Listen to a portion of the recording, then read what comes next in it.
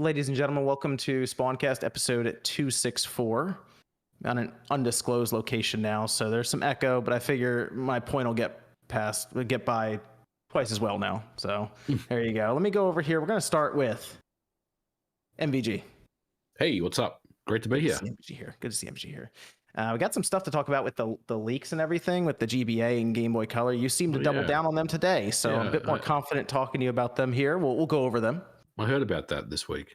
Yep. So that'll be fun. We'll talk about that. Also, we're going to talk about the Sega Super games because we're getting Jet Set Radio back. So that'll be fun. And then we're going to talk about God of War Ragnarok because we had a message for that and people were kind of fighting back and forth on what it exactly meant. And then we're going to talk about Nintendo's 2022 because we got some Splatoon 3 to talk about. We got some Xenoblade and probably some other stuff that'll be coming up. So let me go over here to Sean RGT. How we doing, Sean?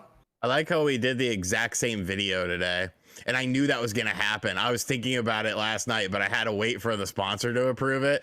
And I was like, that son of a bitch. I'm going to wake up Saturday morning and that's going to be his video. And sure the fuck enough, I was like, God damn it. Yep. Whatever. Yep. It's good. It's a fun Saturday video. That's the Saturday video. Well, tomorrow I'm going to try to have Steam Deck stuff. So that'd be cool. Yeah. Looking forward to that. Looking forward to that, baby. You're not going to have a Steam Deck video? No. Yeah. All right. We also have Miss Click here. Gotta have you here for the Splatoon stuff, obviously. Hell yeah, I'm so excited. You have to let us know on that one. We got Max, Dreamcast guy. How we doing, Hello. Max? Gaming, living the dream.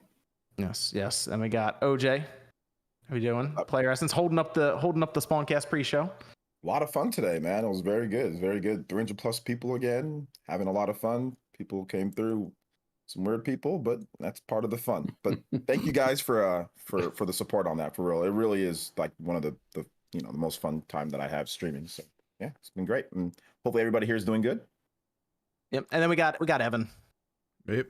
So I'm gonna try to keep my voice down to try to avoid echo, but it's gonna get out of control tonight because we got a lot of stuff to go over. So you're gonna hear my voice several times back and forth here. But you can put a blanket over your head. That works.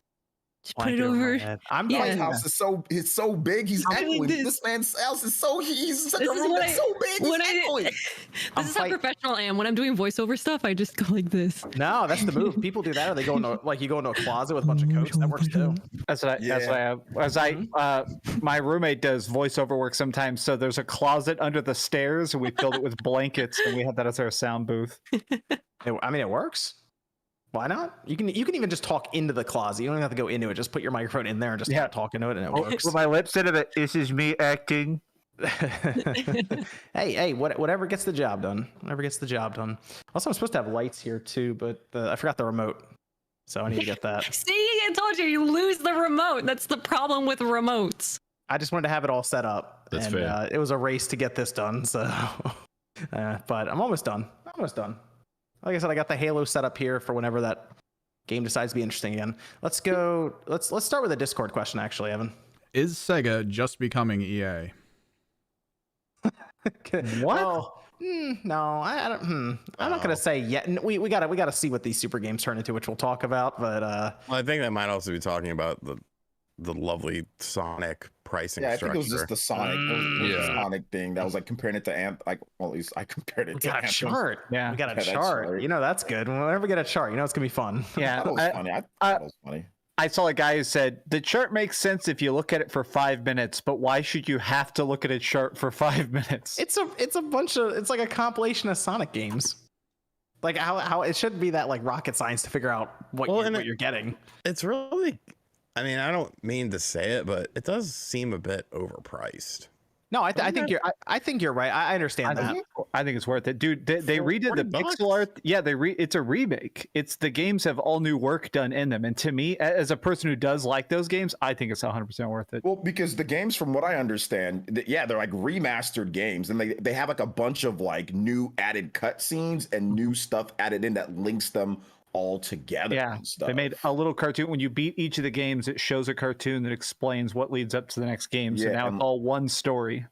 I mean, I don't know. I mean, I guess like how many games? There's like four games or 5 games in there. 4. Yeah, there's 4 games. So I mean, it's like little bit over $10 per game. I mean, maybe some people might think that's a little bit too much, but for like if it's remastered for each one, I mean, I don't know. I don't think it's terrible when it comes to the price. Like I think there's been worse, but I see where RGT's coming from. What's the? This is from Solaris. Charles, I think. That's Charles. Oh, it's Charles. That's Charles. I have a challenge for Dreamcast guy. If his next 10 legit videos he posts, he does not use the word basically, I will donate $100 to his choice of charity. If he fails, he has to donate $100 to RGT's choice of charity. The charity he's going to want to do is himself, his own bank account. It's going to be RGT Smokes Cigarettes Fund. The support the strippers fund. You know. Yeah, right. I'm sorry, I didn't catch all that. So if I do one video without an echo, he'll No, he donate said 10. The next 10 10 legit videos videos. without 10 using videos. the word Basically. basically. I like the word basically. Well, sometimes I'll say the word essentially. I mean, you You can could do bust that. out the That's You fair. can also thesaurus. just you can also just edit it out in post. I can. Or just bleep it out and let people I'm know. I'm taking that bet. I'm going to try and do my best. And I say right now, North Texas Food Bank, it's a charity I give a lot of my own money to. I've done multiple charity streams. I'm alive because of that charity. So North Texas Food Bank, I'm going to do my best. No basicallys. All right, I got 100 on that too, for the choice of charity as well. Okay, very good. Let's go to another Discord question, Evan. Then we're gonna get into the Game Boy Advance stuff. All right, I guess to open it, what is your dream NSO game drop from any console? GoldenEye. Is that it's GoldenEye? Well, GoldenEye with online or the GoldenEye remake remaster one? GoldenEye with online. Okay.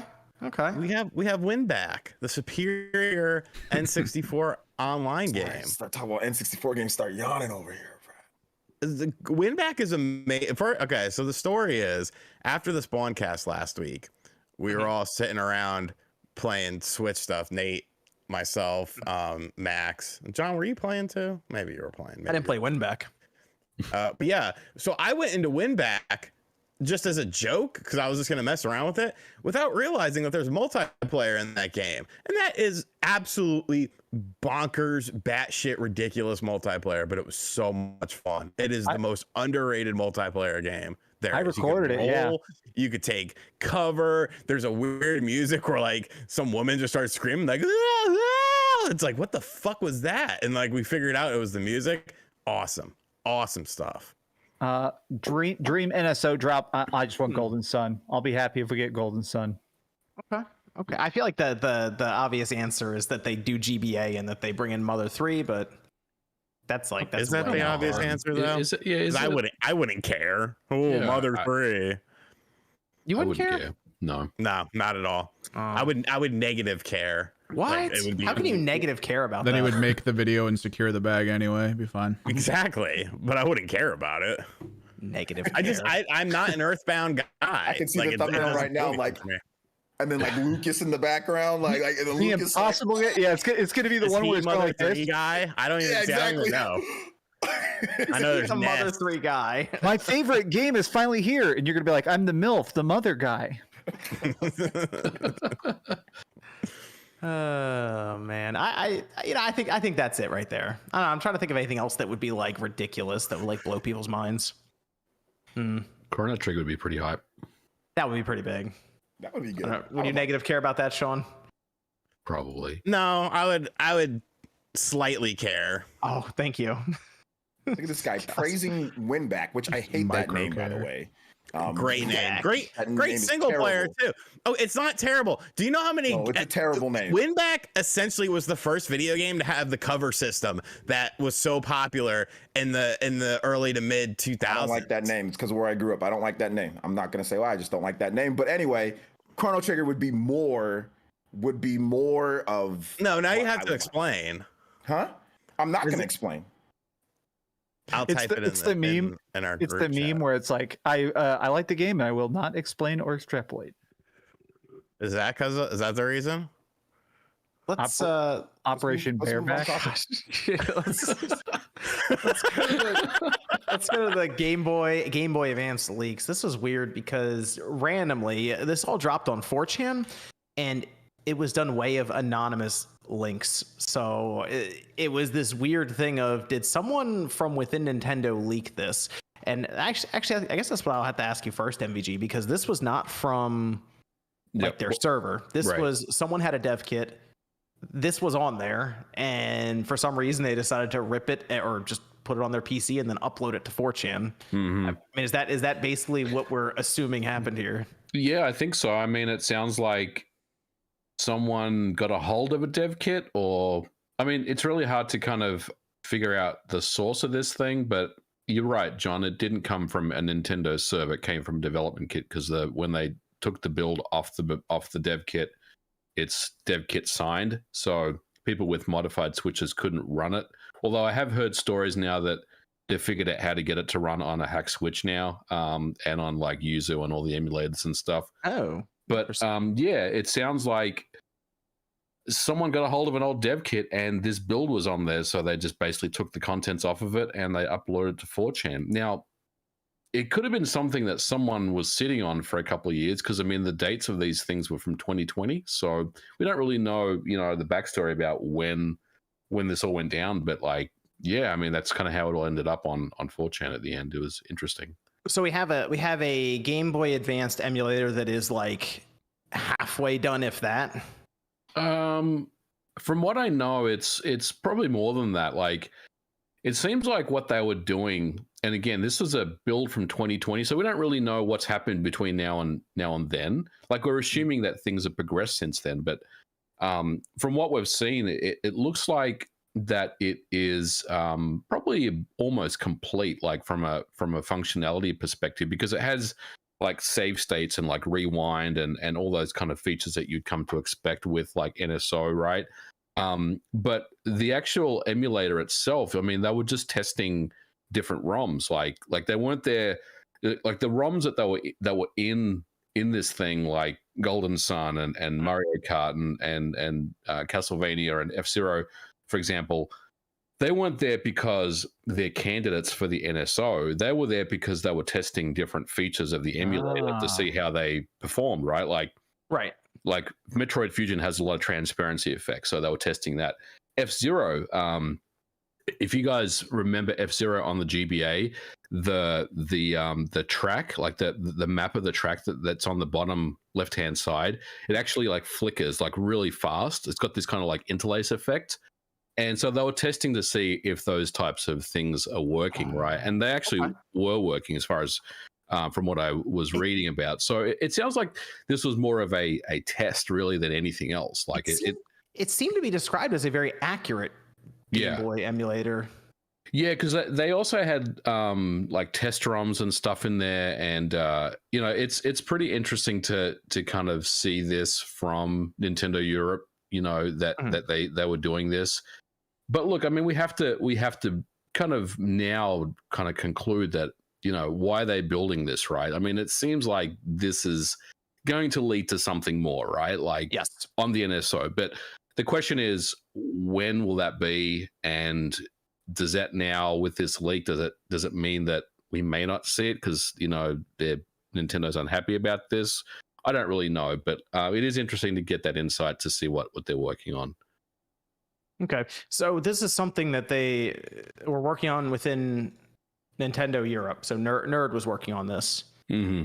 Yeah, the Game Boy Advance. What about the Game Boy emulator? Same deal. Same thing. They had so there was a leak of the Hyoko emulator, and this is something that actually Nate like talked about back in August of last year, that Game Boy was a thing and it was coming to the NSO. So there was a leak of that as well, but it's kind of different because it seems like there was only a couple of games that leaked, like 4 games, and the like each one of those games is its own emulator, if that makes sense. Kind of like what they were doing on Virtual Console, where you had like each game ran its own copy of the emulator. So that was more of a traditional thing from them. But yeah, that was part of the leak as well. And again, it just seems like there's probably going to be Game Boy coming to NSO at some point, maybe this year. We'll see. But yeah, I mean, there's definitely a lot of activity going on over there with that Nerd.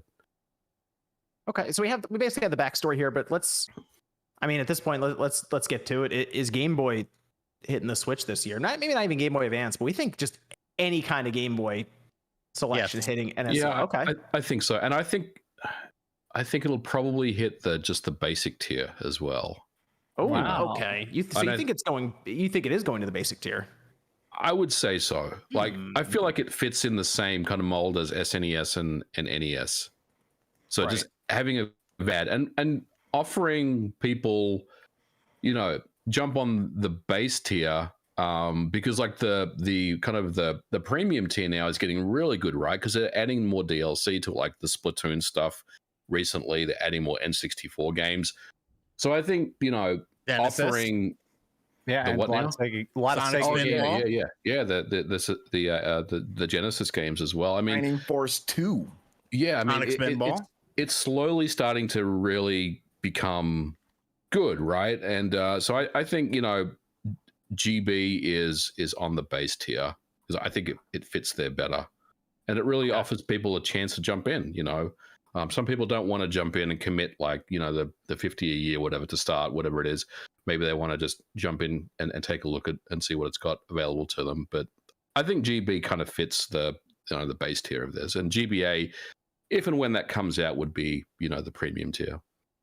I hope you're right. It feels like Nintendo has kind of shifted a little bit, which is that I think they realized that as long as people are playing stuff on Switch, they're gonna buy stuff first on Switch. I feel like the double dip conversation of I bought this game, but then I bought it again. Like I got what is that stupid card game, Slay the Spire? I got it free on PlayStation, and I loved it so much I immediately bought it on Switch. I think this GBA Game Boy thing is just more of like, hey, please constantly be touching your Switch, play our free games.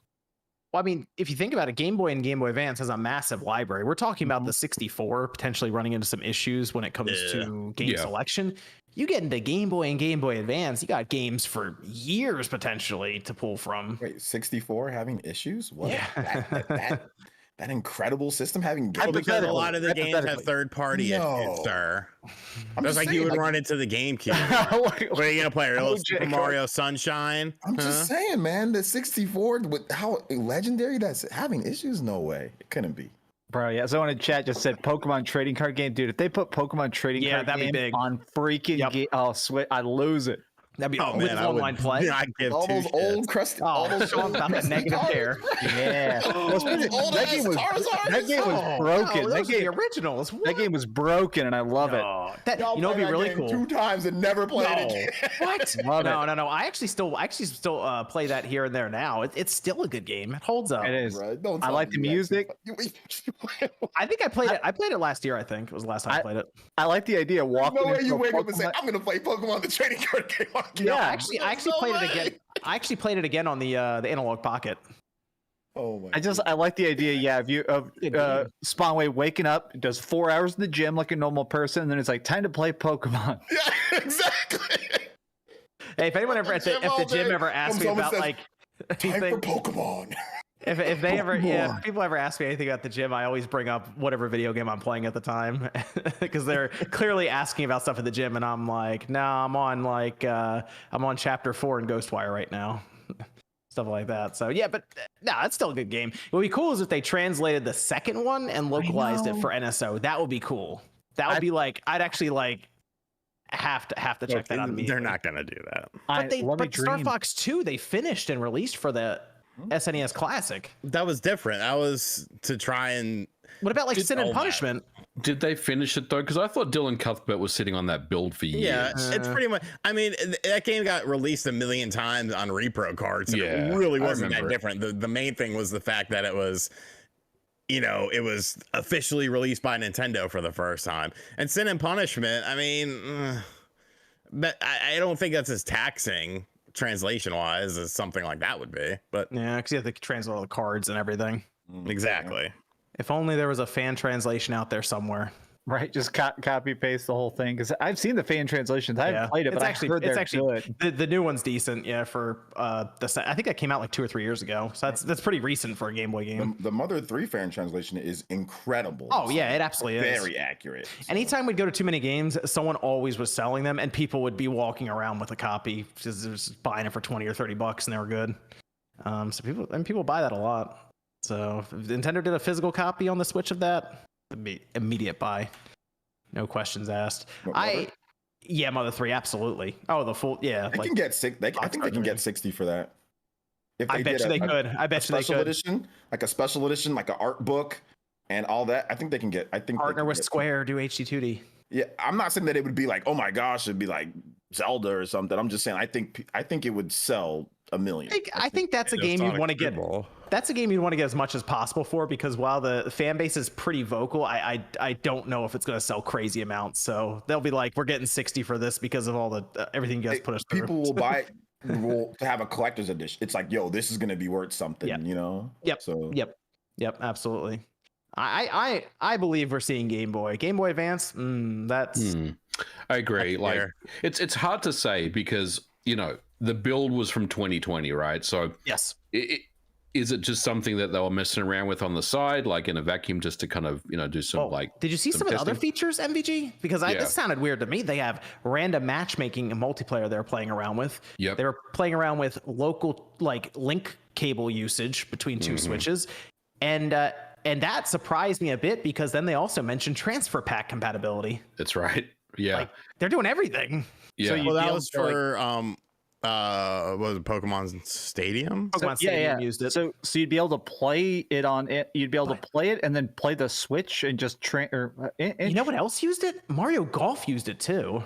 Oh yeah. Well, because Emily Rogers talked about that in September, and then she kind of doubled down when that thing came out, and she was like, yeah, that's pretty much in line with what I had heard. Yeah. So, I mean, I say that would be really cool because then they start tying together sections of NSO with functionality that way. That would be pretty big. It might actually get people to, let's say they have the base version of it and they do have Game Boy, like MVG is suggesting, but they want to transfer their Pokemon to the Stadium, they would have to upgrade them. Yep. So you do it. Debated. I mean, and then you put Game Boy Advance. Obviously, they would look for expansion pack tier for that. But that I think that's the way to go. Go with Game Boy, make it happen. I'm all for it. What do you think though? Do you think Game Boy DMG is base and Game Boy Color is premium, or do you think it's just? I thought they would pull something like that. I figured they do monochrome Game Boy and just leave it.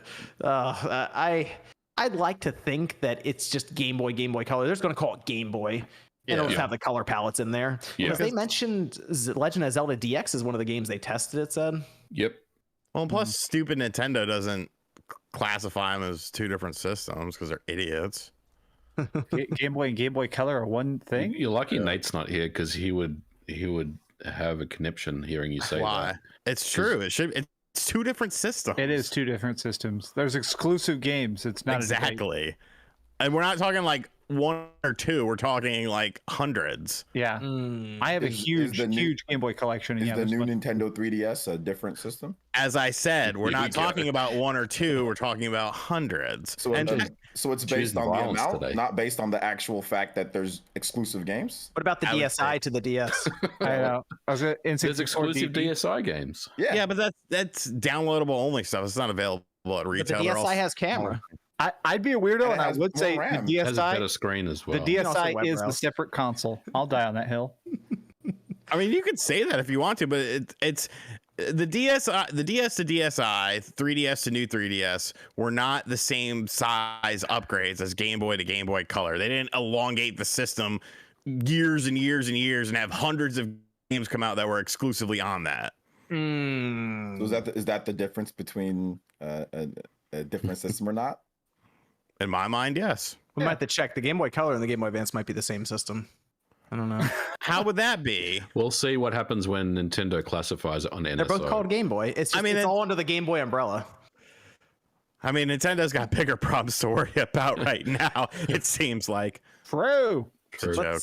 Just kidding. Let's go to another Discord question there, Evan. Let's do that.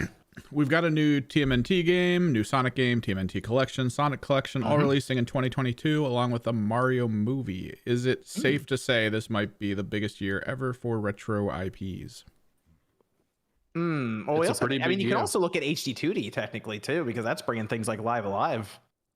I would also say the fact that Sony is finally going full backwards compatibility with their thing. I would say because of that. I mean, I was looking at that yesterday. PlayStation Plus Premium is going to have 340 retro games on it. So yeah, I think this has been a big year for retro. Siphon Filter got all those ratings. That sounds like that's going to be there. I've got literally every Siphon Filter game ever So- sitting next to me. I'm so glad you brought that up. Oh. Also, we could see the Final Fantasy, the Pixel remasters go to consoles at the end of this year. So, I mean, technically, yeah, it seems like a pretty big year for retro stuff.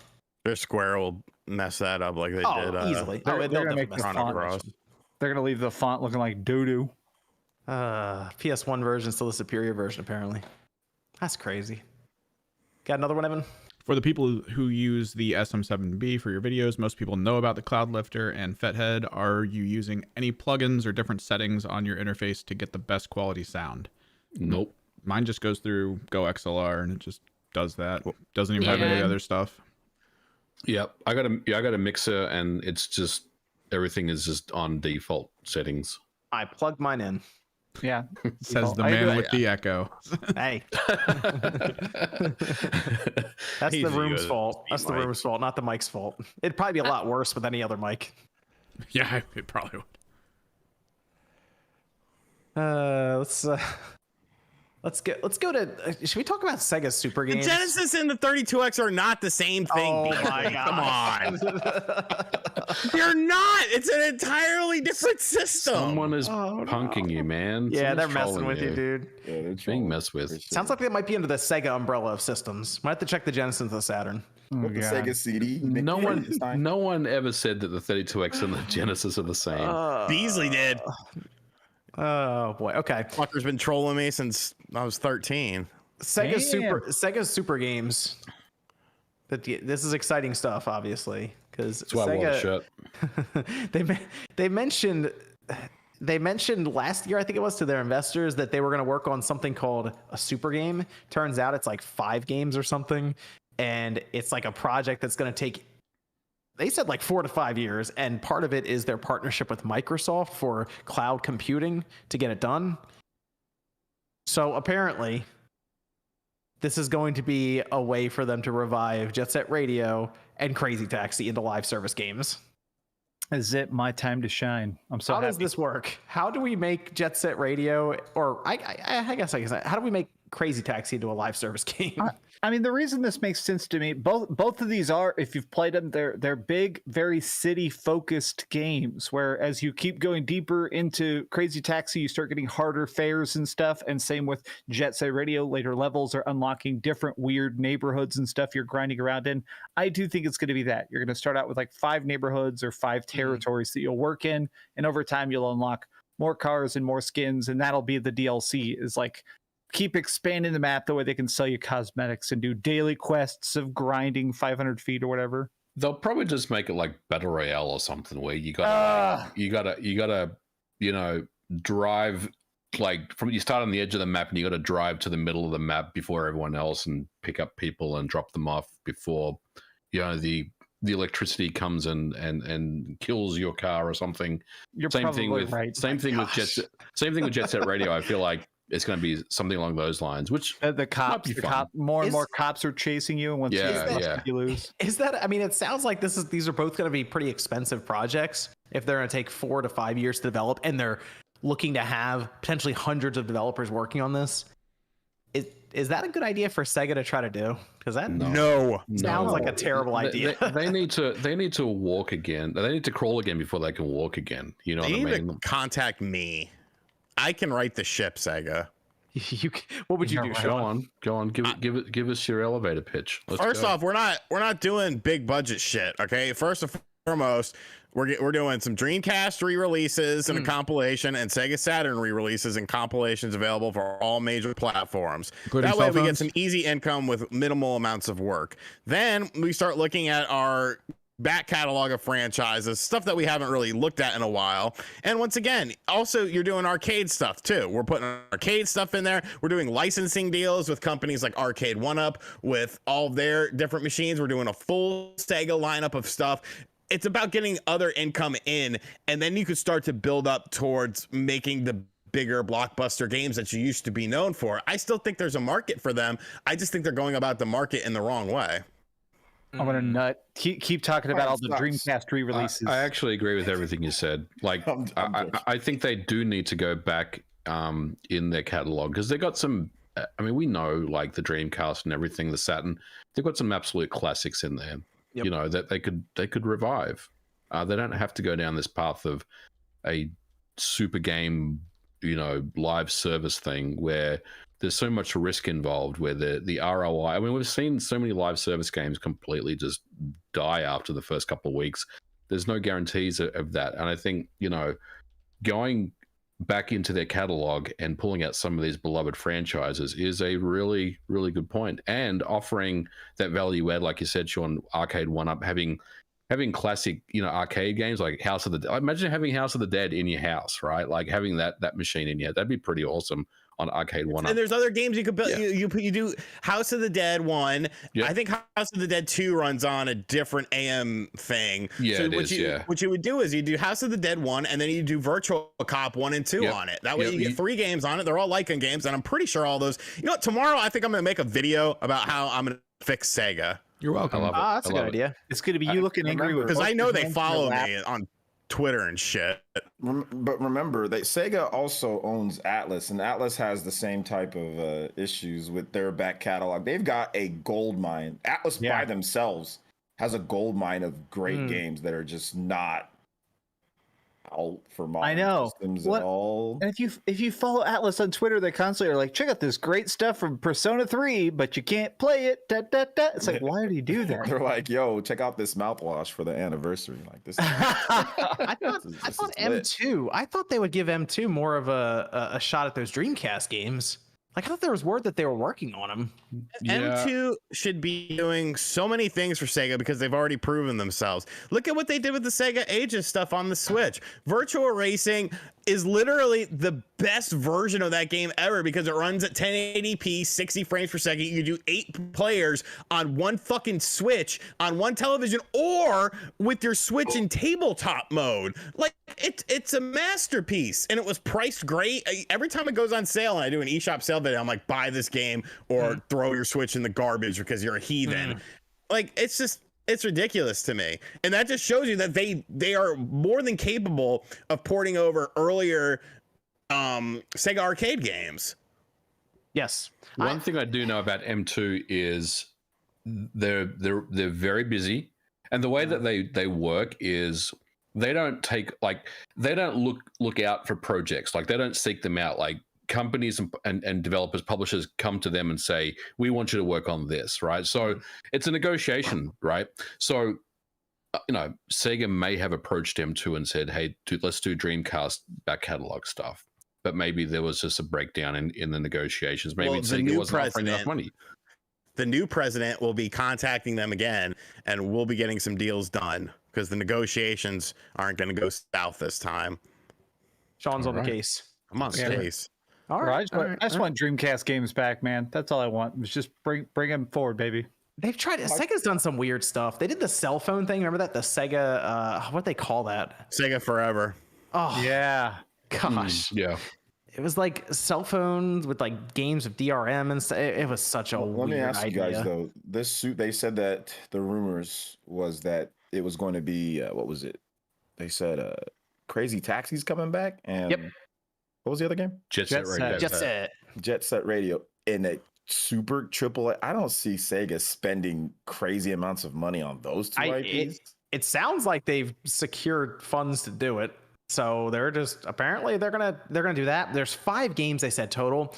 The other one that was kind of named is a first person shooter. I don't. This seems to me like it's some type This is of terrible. It's going to be weird make it a thing. Shenmue first person shooter. You just Can I find ask, line B and can I ask blast a question? Do you think that blockchain and NFTs are involved in this? So I kind of Probably. do. I kind of do. I think because what they've said is they're going to work to also tie all of these games together.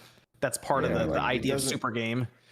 It doesn't sound true that they're gonna sit there and spend some crazy amount on a game about picking people up and dropping them off, or a game about I think it's like, I don't know if it's one big universe, but I think they're going to have like a currency that just works between all of the different games. Okay. Basically, I I think it's what they're hear going to do. I like that. Or I like if they end up having some sort of shared content thing where if your daily quests exist in the other free games. Like do a match of Crazy Taxi, or it makes you do a little bit of Jet Set. I would like, because I like all those games. If it's innovative and adaptive, I would like you have to play them all.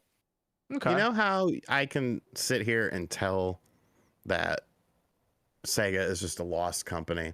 Because I have this system called a Nintendo Switch that has a lot of Sega games on it. Yet, I do not have all of those Xbox Live Arcade games that came out on the Xbox 360 and the PS3, such as Daytona USA, Virtua Fighter 2, Knights, which was a Saturn game. It's the best. Knights HD. It's also available on Steam. The fact that I don't have those games available for me to purchase, or buy it individually, a la carte, buying a compilation, that just shows me that they don't know what they're doing, because it's stupid easy money, and that's the best kind of money, is easy money.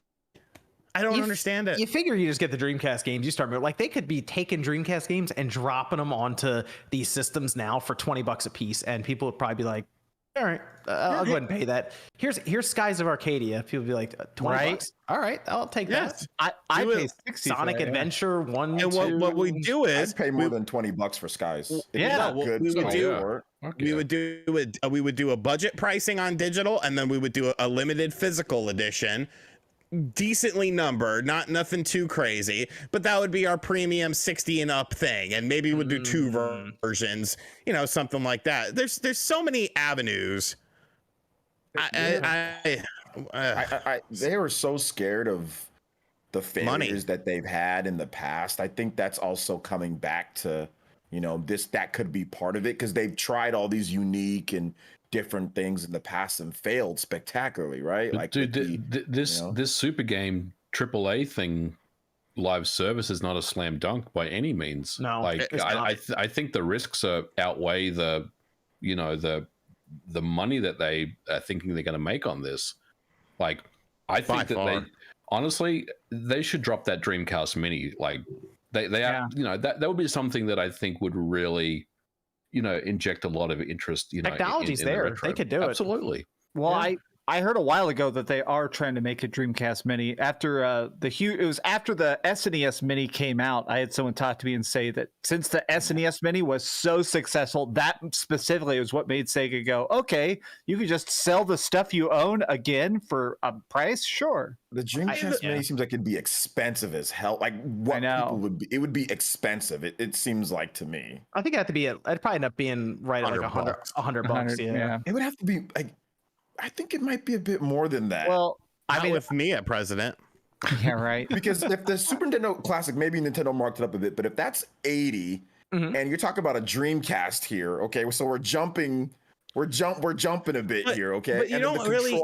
The thing of it is, because the thing of it is anything could pretty much run a Dreamcast nowadays. It's not a very taxing system in the grand scheme of things, and the production and the manufacturing. Right, you do the hardware, but you put it all on like a micro SD card that's built inside the system.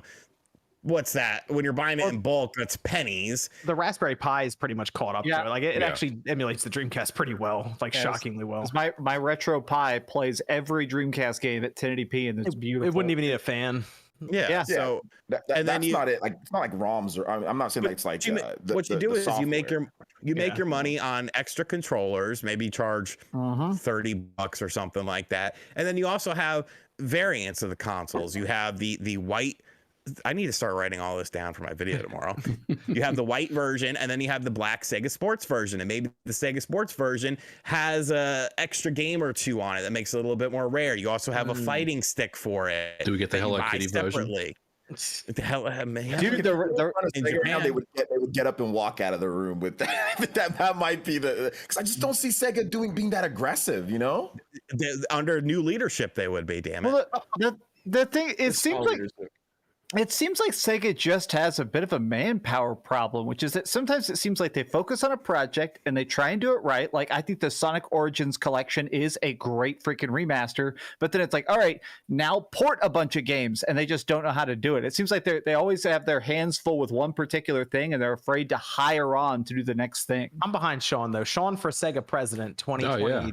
Oh, man. If he can deliver 1% of what he said, I'm on board. Yep, let's do Just it. get me Skies. If you get me Skies in I would like a remake. I would like a really nice remaster. I mean, yeah, just a port of the original game, okay, but a remaster of Skies would be ideal for me, or a remaster, maybe to add some content, or a remake. I just want widescreen. That's all I care about. If they made Skies of Arcadia with widescreen support HD, I'd pay $60. I'm not even joking. That'd be good because of the exploring parts for all the different when you're inside the world. Yep. So okay, so it appears that they may be able to show one of these games off next year, like later in the year. Maybe that's a Game Awards. We'll say reveal. Which game do you think they try to do first? Oh, Crazy Taxi. Crazy Taxi. Okay, I'm just thinking of one that would like hit the hardest because that has to be like their first impression. 5. They could get a vertical slice ready for the Game Awards this year for Crazy Taxi, right? Yeah, I think Jet Set would be a little more complicated to get something ready for this year to show off. I'm just trying to think of what would be like catch people like and make them the most hype. Is it Crazy Taxi? Is it Jet Set? Is it something else? I think it's Jet Set. Jet Set's got better music, and you can just have roller skates and the music that's very iconic. Yeah, but I mean, they could get like, Offspring did Crazy Taxi. They could get someone, now like to do some cool music for it. It's gonna be Imagine Dragons because that's the no. offspring of our time. Sting. It's gonna be Sting, Sean. Get Machine Head to do it. That'd be cool. Yeah. Let's go over to Evan. We got Discord question over there. I was hoping Nate would be here. If you could pick one controversial athlete to start a game development studio in your state, who would it be? Keep in mind, your state might go bankrupt as a result. It already happened. Kurt Schilling. Kurt Schilling or who you got? Mike Tyson. Paul Konerko. Oh, dude, a Mike Tyson Racist led. son of a bitch. The white game. That's what it'll be called. I like the idea of Mike Tyson beating up people who aren't crunching hard enough. You gotta hit your deadlines. You're missing your deadlines. Talking to him in that soft voice while getting uncomfortably close to them. That guy was getting cooked in that airplane too. That's good. That was, yeah. I think it'd be funny if Conor McGregor had his own console. Ooh, There you go. The undefeated. It's called the drunk. The secret. It'd be like, what's it called? Floyd Mayweather would come in like Tyson. It'd be like, they'd definitely be like that, man. You got some other Discord questions over there? The last one's just a suggestion for a possible guest, Matt McMuscles. Okay, yeah, I know Matt. Yeah, He's a good dude. Big muscles. He's a good guy. Yeah, we can get him on here. Spawn McMuscles. You guys should all change your names to McMuscles. We can get him on here though. I see him on Twitter occasionally. We can do that. He follows me. If you want, I'll DM him. I talked to him today. In fact, I can ask. I can get him on. Yeah, get him on here. I'm gonna set it up. That'd be cool. He knows wrestling, so it'd be a good. He also knows fighting games. He does a podcast with Maximilian and Justin Wong as well. So we. Can, I remember him from the what was it, Super Best Friends, and it was Wooly and Yep. Pat. I think I like his series. Other guy. His series, What Happened, where he like investigates failed games about why they failed. I love that. So we can he can be on Tables, Ladders, and Sean then if he knows wrestling. Sure. There you go. Let's go over to let's talk about God of War and then we'll go to some of the super chats and then we got actually quite a bit to go over with Nintendo for what their 2020 looks like now. God of War Ragnarok. We had God of War is the anniversary. This is 4 years since the 2018 God of War release. They put out a video and they said, we're not ready to show you God of War Ragnarok, which Corey Barlog was the one who talked about that. And it's interesting because he's not really like he's not involved, is he? He's not leading the I assume he's there for like continuity's sake of like, okay, this is kind of where I was going with this part of the, just to help tie any of the loose ends together there. Mm-hmm. But he obviously went on camera because he led the project from 2018. It was the anniversary for it on 420. There you go. But him saying they're not ready to show you anything about it just yet led to all the talks that God of War is getting delayed into 2023. I don't think it got delayed that much. Internally, though, I 100% think it got pushed back. I've been following a lot of the developers on Twitter, and they've been tweeting cryptic stuff that they're playing the game, and it is fun, and it's coming along. But it just sounds like, I think this is like a November release, in October or November. Okay. I'm trying to think of where they're going to place it. I think it is this year, though. Like, I feel like it is coming out this year. It was already delayed like last year. Like, and no one believed it was coming out in 2021. No. So it getting into 2022, I'm thinking it's September. Yeah, I think it's still this year. I didn't really feel like that announcement was a delay or anything, or some cryptic, words that it was going to be delayed. I think if Jim Ryan says hoping for 2022, then you should be worried. But if Corey's saying it, I took away from his words that, we're not ready to show you something yet, but like it's still coming this year. And for me, that kind of makes it sound like they're just putting the polish on the game right now, and they need some more time before they can show it off, which is cool. Yeah. Take whatever time you need. What was the other thing, Sean? I think you made a video on this that came up about the God of War DLC. That I did a video. Or was it Max? That. Somebody. Yeah. I thought Sean. I talked about it. Okay, because I caught one of your videos about it. It was just what's his name? David Jaffe. Said something like he thought that Ragnarok looked like DLC and like for God of War 2018 more so than like a new experience based on what we've seen so far. And people, of course, because they're very territorial with their video games. They're like, and it's like, what the fuck do you think a sequel is? Like, if it's not a complete reboot, of course it's gonna look pretty damn similar to the game. Splatoon 1 and 2 look pretty damn similar, and Splatoon 3 looks pretty similar as well. Like, unless you're rebooting or refreshing the series, a sequel should look similar and play similar. You're just adding things on top of it. You're adding in new elements to it, which obviously are. So I don't even see how it was a controversial statement. I guess because it was a slow news week, but Well, I also think they said that this is going to be the end of the current storyline. The Norse mythology is getting summed up here. They've said that officially. So it's like, yeah, so he's still wandering around the same neighborhood, basically. We're not going to suddenly see like giant flaming Egyptian pyramids and deserts and stuff. What do they expect? Was the DLC comment more so towards the trailer that they showed? Yes. Not really showing anything that made it that different, like didn't differentiate it, because to me that was such a small like look at the game. I feel like when they do eventually their big state of play, they'll have some sort of new like gameplay element to it, a new weapon, part of the world. I feel like there's more that they are going to show us, and that's what he was talking about. Okay. To be fair on him, he did say that it was only the trailer, right? And you're right, John. There's probably a lot of stuff in this game that they haven't shown us yet because they don't want to spoil anything, and I totally get that. But he actually, one of the things he said was, something that would be really cool is if you could switch between Atreus and Kratos, right? But I was thinking to myself, well, we don't even know if that's even a mechanic in the game. It probably isn't. But from what we saw from that trailer, which was only a minute or something, it was 2 minutes, but yeah, you can't really take anything away from that other than it's the next part of the story. There's probably some mechanics in the game that we haven't seen yet. They're going to show us, and I think that's more than enough, to warrant being a true sequel. MVG, like when that was said too, I was like, but I think eventually we're going to get that part in the story where it'll make sense in the story when we play as Atreus. And I don't want to spoil anything for anyone, but I think that day will come, but it won't be that way, in my opinion. So I don't know, but I do agree so much to the sentiment, because I've started I know we'll get into Splatoon later, but the same concept, people have been like, Splatoon 3 just looks like DLC to Splatoon 2, and it's like, no, it really doesn't. The point of these games, of these sequels, are to build upon the foundation that the first game already laid. And what we really are needing, if these are story-based telling games, that's going to be the main focus: building this lore, building this new storyline, building the characters. New mechanics will come in along the way, but if it ain't broke, don't fix it. Just build upon it and make it feel natural. If we're constantly trying to change things, that's when you start taking risks, sometimes that are needless, because sometimes you could change so much to where people are like, ooh, I really don't like that. And I think with video games, we can get away more with doing sequels and having them kind of be more or just as enjoyable versus like a medium like movies, right? Oftentimes we usually say, like, out of a trilogy, a lot of people are like, oh, like the second one was worse than the first, or, it just completely like fell off.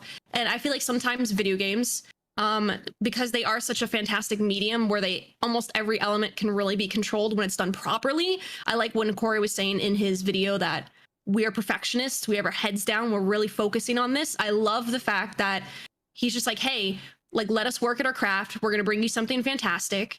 Looking at the documentary that they had from, Raising Kratos for the first one. Oh my gosh, like the amount of chaos and sacrifices that team had to make. I'm not glorifying it, but they definitely were honest in that it was really tough for them in like their home life, their family life, and they really gave a lot to make it happen. So like people just to say like, oh, it's just like DLC or it looks the same. It's like we barely, like MVG said, we've barely scratched the surface. There's already a lot of changed elements. We already see like returning characters, what their dynamics are going to be. Just give it a little bit more time. And I mean, granted, people will say things for clicks. I get it, but it's just like, I think some people will take that and they'll run with it, and then they have a negative perception of how sequels should be, and they shouldn't be too varied. If you guys remember, Miles Morales got that DLC label as well. Well, hold on, the puddles were better. But like Miles Morales is amazing, right? Yeah, I mean, it's a great game, and now we don't really think of Miles Morales as DLC, but like at the time, everyone was like, "This is a DLC." When they saw that initial trailer, when they were showing it at the State of Play, the same thing. Like I think there's just there's pockets of people on Twitter that really just look at something and just disregard it as, oh, this doesn't look any different than the original game, so I'm just going to call it DLC without really knowing what the game is. What do people expect? Like, do they want Splatoon turn into like a fighting game, or do they want God of War to turn into like a sports game? Like, I don't understand. God of War, they already rebooted it. They rebooted it from what it looked like. It looks nothing like what it looked like the old God of War. So it already got rebooted. Let them make this new one. You know what? I don't get it. I think it's so when we get the reboot for God of War, there was that moment of like, the big reveal at first. Walking out of the cave. Yeah, that was a big reveal because it's like, okay, this is completely different from the God of War we're used to. When you looked at Spider-Man, when that was first shown, it was like, whoa, this is crazy. This is way different. It's impossible to have that. You're not going to have it again until they the time do some massive reboot or so. Exactly. So I think people are always in search of that moment, and unfortunately with sequels, it's just not something that really happens. I mean, unless you want the game to take like 10 years in between. I mean, unless you want it to be super long. Even if it does take That's a really good point though, actually, OJ. I think for a while, like when video games were kind of still in their development stage, like oftentimes it would take substantial amounts of time between games, and oftentimes you would see like kind of a leap between consoles or between generations. And so I think people are it's kind of like the concept of like phones come out every year, but they don't change a lot in between iterations. So instead of selling en masse a ton of phones, right, they just raise the price because less people need phones every year because there's not that much to changing. Like technology, we've become like things are incrementally changing versus exponentially. It's kind of like things are improving, but I think the details are so fine sometimes it is hard to tell. And you can sell like crazy 4K or ray tracing and all that stuff, but just because you try to make those leaps doesn't mean it's going to reach the masses for some time. And some people won't even be able to make that part of their experience for a while, whether that's because they don't have the right TV or they can't afford the next console and they're still on the previous gen. There's just a lot of reasons to it. Overall, I just really chalk it up to when people, come at me with these questions when I'm streaming, and it's just like, hey, we're in a really good spot and we're kind of spoiled a little bit. Like it's always good to want improvement, right? To never necessarily settle, but also like be grateful a little bit that we are at this point that games are like really awesome. So much to the fact that like it's one of the biggest industries now, and brands and companies and the economy is turning towards games and gamers. It's pretty crazy. And also, can we say how funny it is that there's this constant war and debate about 2 minutes of gameplay that they released? Like, let's more than anything else, they tried to show us what's safe and the same. The original God of War, this God of War 2018 was one of the most successful Sony projects ever. So of course the first trailer of Ragnarok is telling the fans, yep, it's more of what you like. When we actually play the game, I'm actually pretty certain it's going to have new weapons and crazy enemies and big stuff, but they can't show you totally different stuff, but you'll scare the fan base away. What if the twist is that Kratos dies in the first 2 hours? I think that honestly, I think that's gonna happen. I think I that's didn't want happening. to talk about. I didn't want to talk about Was it, it- but yeah. By golf club. Mass Effect 2. By a golf club. Oh my God! Abby shows up and it's like, all right, Kratos, kneel down. No, stop. The golf club, the Kratos is name? Oh my god. Everybody loves golf. The crossover event. Oh my goodness. Abby might show up in Smash next, bro. I'm telling you, watch out if she goes to that game. She might be there. People need a Sony character, right? Let's go. Oh my God. Let me so I'm expecting God of War Ragnarok 2022. I'm thinking September, and I feel like they're gonna show it whatever their next state of play or PlayStation experience is, and that might be next month. I think it's coming up. Because they're not gonna follow whatever E3 was gonna do anyway. So I think they've been planning out like a May show for a little while now to get the rest of the year set up for Sony. So look out for that. Let me go over some of the super chats here. I Live Retro says, will anyone be checking out Among Us in VR later this year? We got to go to our resident VR expert here. That'd be RGT85. No, I'm waiting on that Ghostbusters shit, my boy. Yeah, I showed you that, right? That looks pretty good, doesn't it? Yes, sir. We might have to play that. I get the the VR2 out. That's a day one. Scott Wood's says down, too. AEW Fight Forever game. You see this AEW game, Sean? Yeah, they gave it a name now. It's called Fight Forever. Oh, no, okay, that's not bad. Anna says Elden Ring is the best JRPG ever made. Best JRPG. Jose says just try Bloodborne and beat it twice. Cool game. Sebastian says opinion on Gamers Nexus XDK video. Hey, how shit was crazy. I did look this up, and it looked at from what I can tell. I looked this up real quick. I didn't watch or anything yet because I just looked it up, but it appears MVG that they got an Xbox Series X development kit. And it tore one down? Yes, and they appear to be very surprised that it had 40 gigabytes of RAM. Oh, dev kits always have more. They always have more than memory. retail Yeah, units. that seems to be what their description is. They seem surprised at it. I'll have to check it out because I like Gamers Nexus's stuff. Yep. He does good I'll have work. to check that out too. But yeah, so they got it. Apparently, it was banned by Microsoft already when they got it. So I'm surprised that video is still actually up because you're not really supposed to be showing dev kits on YouTube videos. Certainly not tearing one down. I'm sure Microsoft isn't pleased about it. Yeah, they're showing everything. I'm looking at the back of the board with all the RAM modules on it right now. Yep. Interesting. Holy 40 heck. gigabytes. I told you it was crazy. And you laughed at me. Let's see. Okay, God says if Sony isn't buying Kojima, what is Sony buying? Somebody's apparently buying Ubisoft. Don't listen to Kojima when he talks.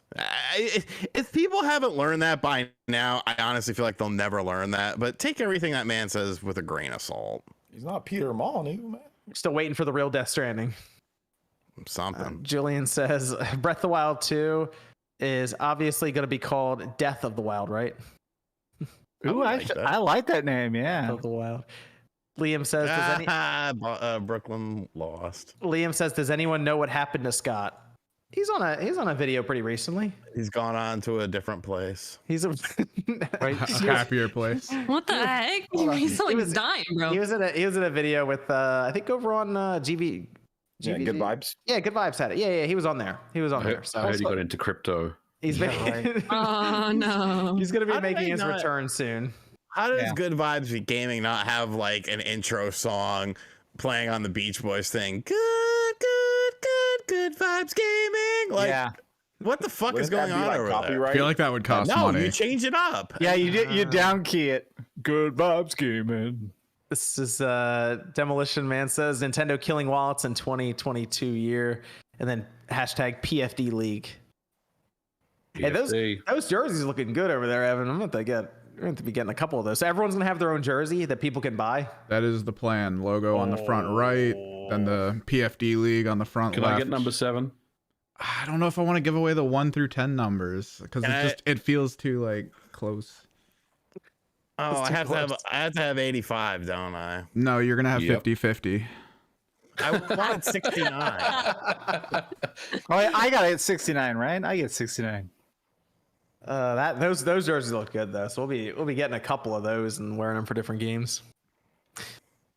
Blazer says I have hope for Jet Set Radio and Crazy Taxi Super Game. The NFTs will probably be free. Pay a small gas fee to mint it. Goodness gracious! Stop getting There your you hopes go. up for that, man. I really would. I'd be careful with Sega. They Yeah, do not do that, Yeah. man. You're gonna be the first person complaining. Oh, Sega didn't give this, bro. Just Yeah, I think the thing I'm going to Chill. start saying in videos now, I think my new catchphrase is, it's okay to be hyped, but be careful with disappointment. Because if you want to be excited about this stuff, that's great, but this is probably going to suck. don't get excited. Hype about responsibly. Hype responsible. It's They haven't announced anything. If they announce it, then okay. Yes. But there's no announcement of this. I can imagine the Or best is game there? in my head, OJ. King says, what game would you call this year's biggest disappointment so far, and why?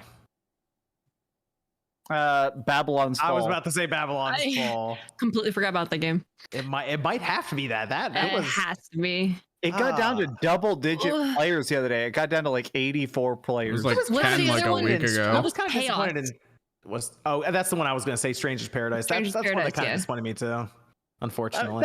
That's better than freaking Babylon's Fall. Oh no, it is. I mean, everything's better than Babylon's Fall right now. So Stranger's yeah. Paradise is actually the gameplay is freaking incredible. It's just the story's I stupid. keep seeing clips of people like playing through that game, and whenever he says chaos, they just bust out laughing. Yeah. They just can't take it seriously anymore. He says it way too much. Chrono Cross is a good one. I saw that in chat. Oh Chrono yeah, that's Cross. probably the most that might be the most disappointing. Oh, Yeah, That game runs Chrono- worse than the PS1 version. It's incredible stuff. The frame rate's choppy, but I love that game so much. the game's still good, but it's still better than It's a better game than Babylon's Fall though. I think Yeah. even the music alone would be better. Yeah. Yeah, the music's incredible in Chrono Cross. That is incredible music. Quality of the music's really good too. That title theme. Benny says, do you think the excellence of Elden Ring had any influence on the delay of Breath of the Wild 2? No. No. No, that was just a joke people were saying online. I don't believe so. Let's see. Lemstar says, someone last week asked to have DSP and Wings come on the Spawncast. I second that and raise you a Chris Chan appearance. People are trying to get like destroyed on YouTube No. here. Yeah. Man. It'd be funny. People would talk about it at least. No. Wait, Christian? No, you can't have that, dude. Isn't well, he like arrested or something? Chris Chan is in prison currently. Neo says, I have no idea who any of these people are. Yeah. Look up Chris I mean, Chan after the show. don't do that. No, I I refuse refuse. to. Someone in the That's how you chat get put on a named list. RK asked a good question, in my opinion, but RK asked, do you guys ever get bored of video games? Oh my gosh, yes. Kind No, never. Yes. It depends on the I'd game say loop. Yeah, certain types. Like I'll go through waves where I'll play like certain types of games in my spare time and not play others, and then I'll go through waves where I play other stuff. Yeah, I just move around between genres. If I get bored of something, I'll just go to something Yeah, else. RPGs I to don't know. first-person shooters, Yeah. co-op games, competitives, just go around. I mean, I pretty much play everything, so it makes it easier to just be like, I want something faster paced or I want something slower paced, and I just kind of move around between them. I don't know. I think for the first time though in my life, like I'm finally hitting a point where it's like, you know what? I'm gonna go outside for a little bit and Touch like grass? go do something. Yeah, touch grass, but like go and do something to where like, because this is like what we do and you're inside all the time. It's like, okay, I'm gonna go do something and then I'll come back and play games because then I'm excited. If I wake up first and it's one? like I gotta play games right away, I'm like I'm just like bleh. So like I go out and I go do things that I enjoy outside of games, and then I come and enjoy games. Yeah, I because usually play love games them. when I usually end up playing games when it's like dark outside or something, generally. Well, you also have kids and stuff too, so That's it's like true. you got other stuff to deal with. I don't ever wake up and say I'm playing video games. Like I don't ever do that. I'm like I'm up. I'm gonna go exercise. I'm gonna go do other things, and then Yeah. I'll stream or play or something like that. But no. Yeah. I think in a weird way, I don't get burnout because I do think of it as a job, which is why it's also more fun to me. I have these set gaming hours where I typically don't game very much at night, but I wake up and I walk my 3 miles and drink my water, and then I game from like 9 a.m. to 5 p.m. every day. And so having these like hours, like I gotta enjoy it. I gotta beat this boss. All right, time to clock out, and then I go touch grass. Yeah, setting the setting parameters for yourself. Like yeah. This is from Noah saying, I'm considering buying an Oculus. What game should I start out with? All right, Resident VR expert. Resident Evil 4 VR. Yeah, it just Okay. got free DLC. Is that the big one? I thought Yes. you and Wood were playing like multiplayer games and stuff too. There's like a Yeah, Medal of but Honor Resident game that's Evil- pretty good. Resident Evil 4 is still the Did best. that Grand Theft Auto come out yet for the No. Oculus? No, that's gonna be like San Andreas. Yeah. That'll be interesting to see how That'd it be a good turns out. This is from Jay Thomas, who says the N64 is crusty. GameCube for life. Oh, Jay, stop super chatting. David says for the MVG beer fund, no Fosters. Thank you. Strawman says happy almost birthday, Miss Click. Thank you. It's Tuesday. Oh, Mine's tomorrow. yeah. Oh, don't. No, Wait, it real. is? Yeah, for real. Oh, It's my birthday tomorrow. What are you doing tomorrow? You're gonna have like April's the best month. Okay. like a is. birthday. You doing a birthday stream, MVG? Just going out and enjoying the day. No, Just no, grill I'm and gonna take a chill. picture and post it. Probably. 29, right? 49. 29. There we go. 29. That's the same thing. Yeah. 29 here. Stopped counting, so I'm like 50 something, I think. I'm turning 36 week after next. I'm doing a birthday stream. I think May 1st. Oh, okay. Nice. I don't care. I don't count. Cristobal says, great Spawncast as usual. I want to get into Splatoon 2 before part 3 drops this September. Does it have a tutorial and or campaign mode? Thanks. Wait, was that a question? Yes. What was the question? I missed the question in that. About Splatoon 2. Yeah, it basically has like a single player that teaches you the game, essentially. Yeah. For multiplayer. Yes, it does. And then if you want even more expansion on like the different weapons and challenges and stuff, again, Octo expansion now is available on that expansion pass, but it is it's way more fun than the original single player that came out with Splatoon 2. But yeah, they'll give you a tutorial, and Turf War is a casual mode, so you have plenty of time. There's also like a target range, like you can just go in there and just mess around with all the different weapons. Yeah. Stuff I hope they improve that in the third one. I hope they make it more involved. That's what people don't realize. I know we're going to talk about Splatoon, but there are so many improvements that they can make. That's beyond DLC. There's structural things that they need to change. We'll go to Nintendo now. They're 2022 because it's starting to take shape now. We now have a release date for Xenoblade. We have a release date for Splatoon 3. And looking at their list of games now that are dated, we have Switch Sports, that is Friday coming up. Yes. Mario Strikers Battle League, that's in June. That's June 10th. Fire Emblem Warriors 3 Hopes, June 24th. Xenoblade Chronicles 3, July 29th. Splatoon 3, September 9th. And then we're still waiting on Pokemon Scarlet and Violet, along with Bayonetta 3, Mario Rabbids Sparks of Hope. And someday they're going to have to release Advanced Wars 1 and 2. We'll most likely have a direct in June to follow what they usually do with E3, and there have been rumors around there being a Zelda collection or just some sort of Zelda game to drop in there. Maybe it's Wind Waker, Twilight Princess bundled, and even talks of that Metroid remaster remake that Nate has mentioned previously. So it sounds like they're starting to line up 2022 pretty well, and they still have more stuff they're going to show us. Xenoblade Chronicles 3, though, got moved up almost 2 months. That's surprising. I did not expect that. I didn't expect that. Yeah. I didn't expect it coming out in September. When they announced it, I was like, September. And then all of a sudden, like, oh, skip that. What do you see from this trailer? They should OJ, because they showed actually quite a bit of gameplay. Oh man, there's a lot. You want to give us a quick little rundown of what you saw there? The quick rundown is that it looks like it's a mix of everything that they've done so far and kind of taken some of the best elements and then added a new gimmick. I talked about this in my videos that they always have a central gimmick. The first game was you can see the future. The X was you have mechs. The Xenoblade Chronicles 2 was, now you have the blades. Torna was like, now you can switch. You have a Vanguard system. So now this is like, now you have like a transformation system where like you can like turn into these things that look like in Xenoblade X. So it was like, it's a Ouroboros. So it's like these big mech looking organism lives. So it's really cool to see what they've done. But also the biggest kind of crazy thing is that how many characters are on screen at the same time. Usually it'd be like one's fighting and then one's behind, but now it's like they're all just there. You can have up to 7. And you can also have you can recruit other people to temporarily join your team. So that is something taken straight from Xeno X, where the online system where you can recruit somebody that was like your friends or something like that. So, but that game you can only have, there was only a limited amount. It wasn't as many, in terms of characters on screen that you can fight with. So there is a lot of stuff. And they showed the game. There's more gameplay clips. It looks like it's running good. And it looks like it might be a return to open world. It looks like it might be. The topography on there looks very much like Xeno X. Looks like they've evolved that. So very interested to see if it's more open world or more segmented like Xeno 2. Because the real only open world Xenoblade game is Xeno X. Other ones are just segmented. I have a question. Yeah. So they brought the game up 2 months, right? Yes. which is really awesome. I love they did that. So what do we make of that though? Like, is this game already done and they're kind of keeping it in their back pocket? Yeah, it sounded like the game was done and they were kind of holding on to it. And I guess there must have been something with Splatoon where they were like, we need some more time. Maybe it was the multiplayer side. It might have been the single player side, but I think Xenoblade and Splatoon just switch places basically.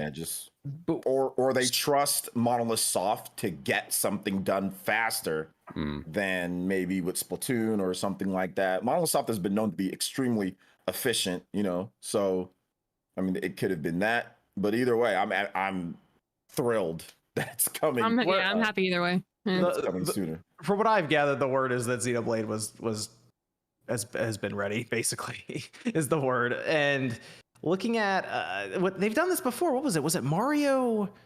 Was it New Super Mario Bros. U Deluxe? That had been done for a year or something crazy. The Yoshi game or something like that. Yeah, too. Like Pikmin 3 was another one they had up there. Sleeve as well. So they've just had games before sitting on the shelf ready, and it's almost like they're just trying to place it in a year. And I kind of feel like this is a moment where they're like, "Ooh, Splatoon 3 needs like an extra month or two. Yeah, let's move Xenoblade up. We know Monolith has this ready to roll." Did they actually date Splatoon other than the summer? Because No, I mean, technically it's not delayed, right? Because it's still in the summer it's coming out. Yeah. Right? Yeah, okay. Technically it's not. They said summer, it's the 9th, the cutoff is the 20th. So it's still summer. It's always just kind of been associated with like July, kind of before like the school year starts a little bit. Yeah. Just because, like a lot of the younger audience, specifically in the West, took to Splatoon, so it was always a title that they would spend their summer on gaming before the school year started. So it's a little sad, but also like it's gonna be a great holiday title. Especially like I know it's gonna sell like hotcakes in freaking Japan. I can't even wait to see all the new content that comes out. I want to go to Japan, just do all the Splatoon stuff, man. Let's do two-man trip. Get on that. Let's go. There you go. The tax write-off. Yeah, tell Nintendo. Once this Panini stuff is all figured out, and I'll think about it. So Splatoon is going to be basically it's looking like it's going to be right there alongside of Pokemon as like their big, like this is going to be our 10 million plus seller, no problem for the holidays title. Dude, Splatoon 2 is still my most played game. I am so freaking ready for Splatoon 3 because I see people say, oh, it just like we talked about this early. Everybody's saying it looks like Splatoon 2.5. And I'm fine with that. Splatoon 2 is perfect. Just give me more of that. I don't care. This is the thing I'm realizing though. When people say that, I realize how like kind of casual of a player they are. And like, that's fine. If you're a casual player, no judgment towards you. But even just in that 3-minute video that they gave us of that one turf war mode, it was all of it was all new stuff. It was not just new weapons, it was new secondary weapons, and it was also new specials, and also new movement, new map, new music, enemies, updated graphics, updated starting screens, updated customization, updated fashion. Everything that they put in that video was specifically new. So when people tell me, oh, it looks the same, like even the lighting and the animation and everything, the way they change it, it's I'm so excited. I can't. The tweet that was really going around was from Kit, who said my expectation with a sequel is that you're taking a big step beyond what you did in your last game, and what you're introducing goes further than what you could do in an update. There's still time, but I can't say I've seen that yet from Splatoon 3. Yeah, I don't. And shout outs to Kit. I do love the new podcast that they do, and I've worked with him before. But I mean, that's not something that happened. Like sequels don't do that. That's not something that like it's going to be. They're going to completely upend the Miyamoto T table. I mean, Splatoon 2 needs, like Click talked about all the good things that they Dreamcast guy said that it was perfect. Splatoon 2's online needs work. If you notice, it's one of the smoothest online experiences on the Switch. No. It needs work, as in like the lobby system, stuff like that. You know what I'm saying? You mean like UI and yes, I agree with that 1000%. The lobby system. You can't if you make a lobby, you can't kick somebody out of that lobby. You can't force start a game. Like there are certain things that are just restrictive. Trying to link up with other players. That was annoying. Yeah. When you make a group, doesn't it sometimes put you on the enemy team for no reason?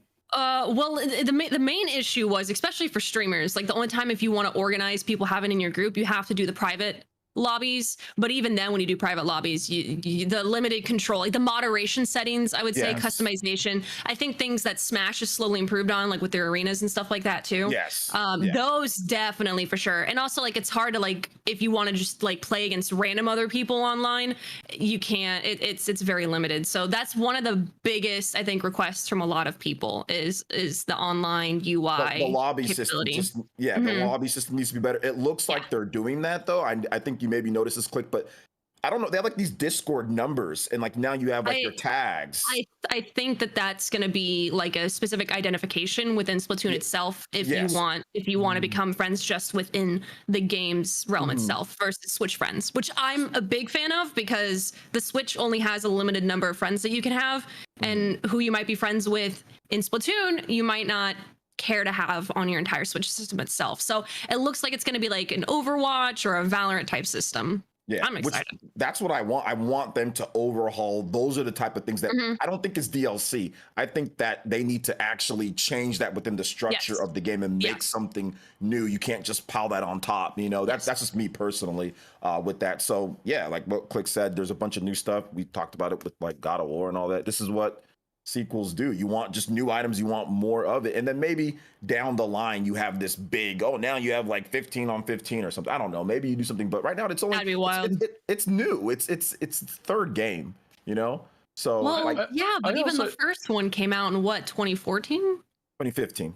I also think it's not even 10 years old. I also think it has had somewhat of a graphical update as well. Like based on what we've seen, there's definitely been some enhancements made there, right? Like this is not Splatoon 2. I mean, when they showed that first like tease, automatically I was like, yeah, this is more sharper and more vibrant than the previous game, which is very, very good looking as well. Don't get me wrong, but there's definitely been some work put into the graphics on this new one for sure. I think this is another God of War Ragnarok situation. I agree because is the multiplayer. It just looked like Splatoon to me. I'm like, yeah, all right, looks like Splatoon.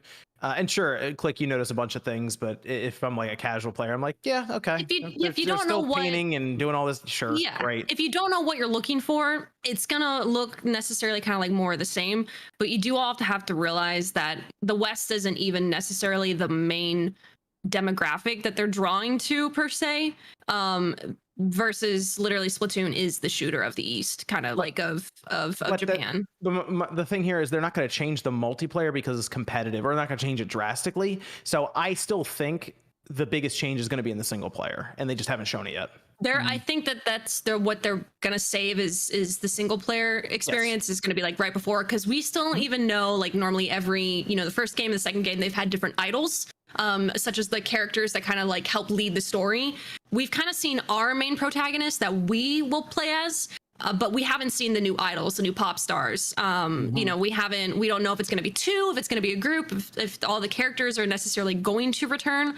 We don't know what the universe is set up as. All we know is that the choices that players made in the ending of the second Splatfest or the final Splatfest from the second game has affected the third. So I hope that what's really going to come down to me and my excitement for the game even more would be if the story for Splatoon 3 is on par with Octo Expansion DLC for Splatoon 2. Because if it is online with Octo Expansion, it's gonna be awesome.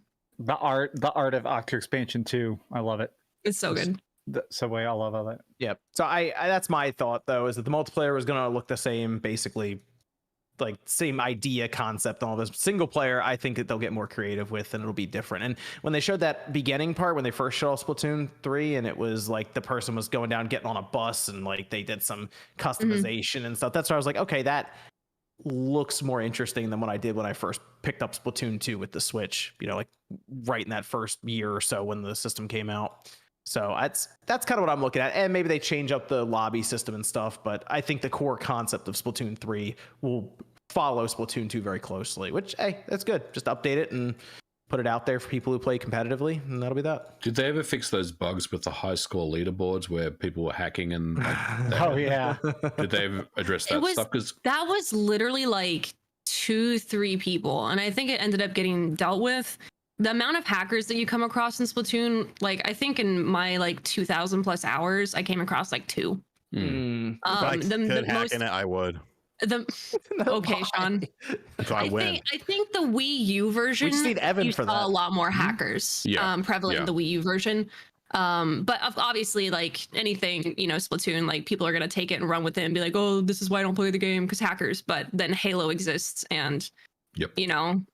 Apex and stuff, and even Valorant, they have their share of cheaters. But people are gonna be like, oh, well, it's an adult game, so. Sean is the one who is like real excited about Switch Sports next week because he knows kids are gonna be playing it. Yep, I'm gonna beat my their God. fucking asses. Sean. They need a life lesson. Life sucks. Get a helmet. Oh my God. True. Is this are we playing bowling? Is bowling what we're playing? Yeah, I'm bowling, picking it up. tennis. So We should- oh yeah, I'm getting it too. We yeah. should play next week. We can do I'm that. fine. Some I'm bowling. down. Okay, we can do that. That'd be fun. Yeah, we'll do bowling.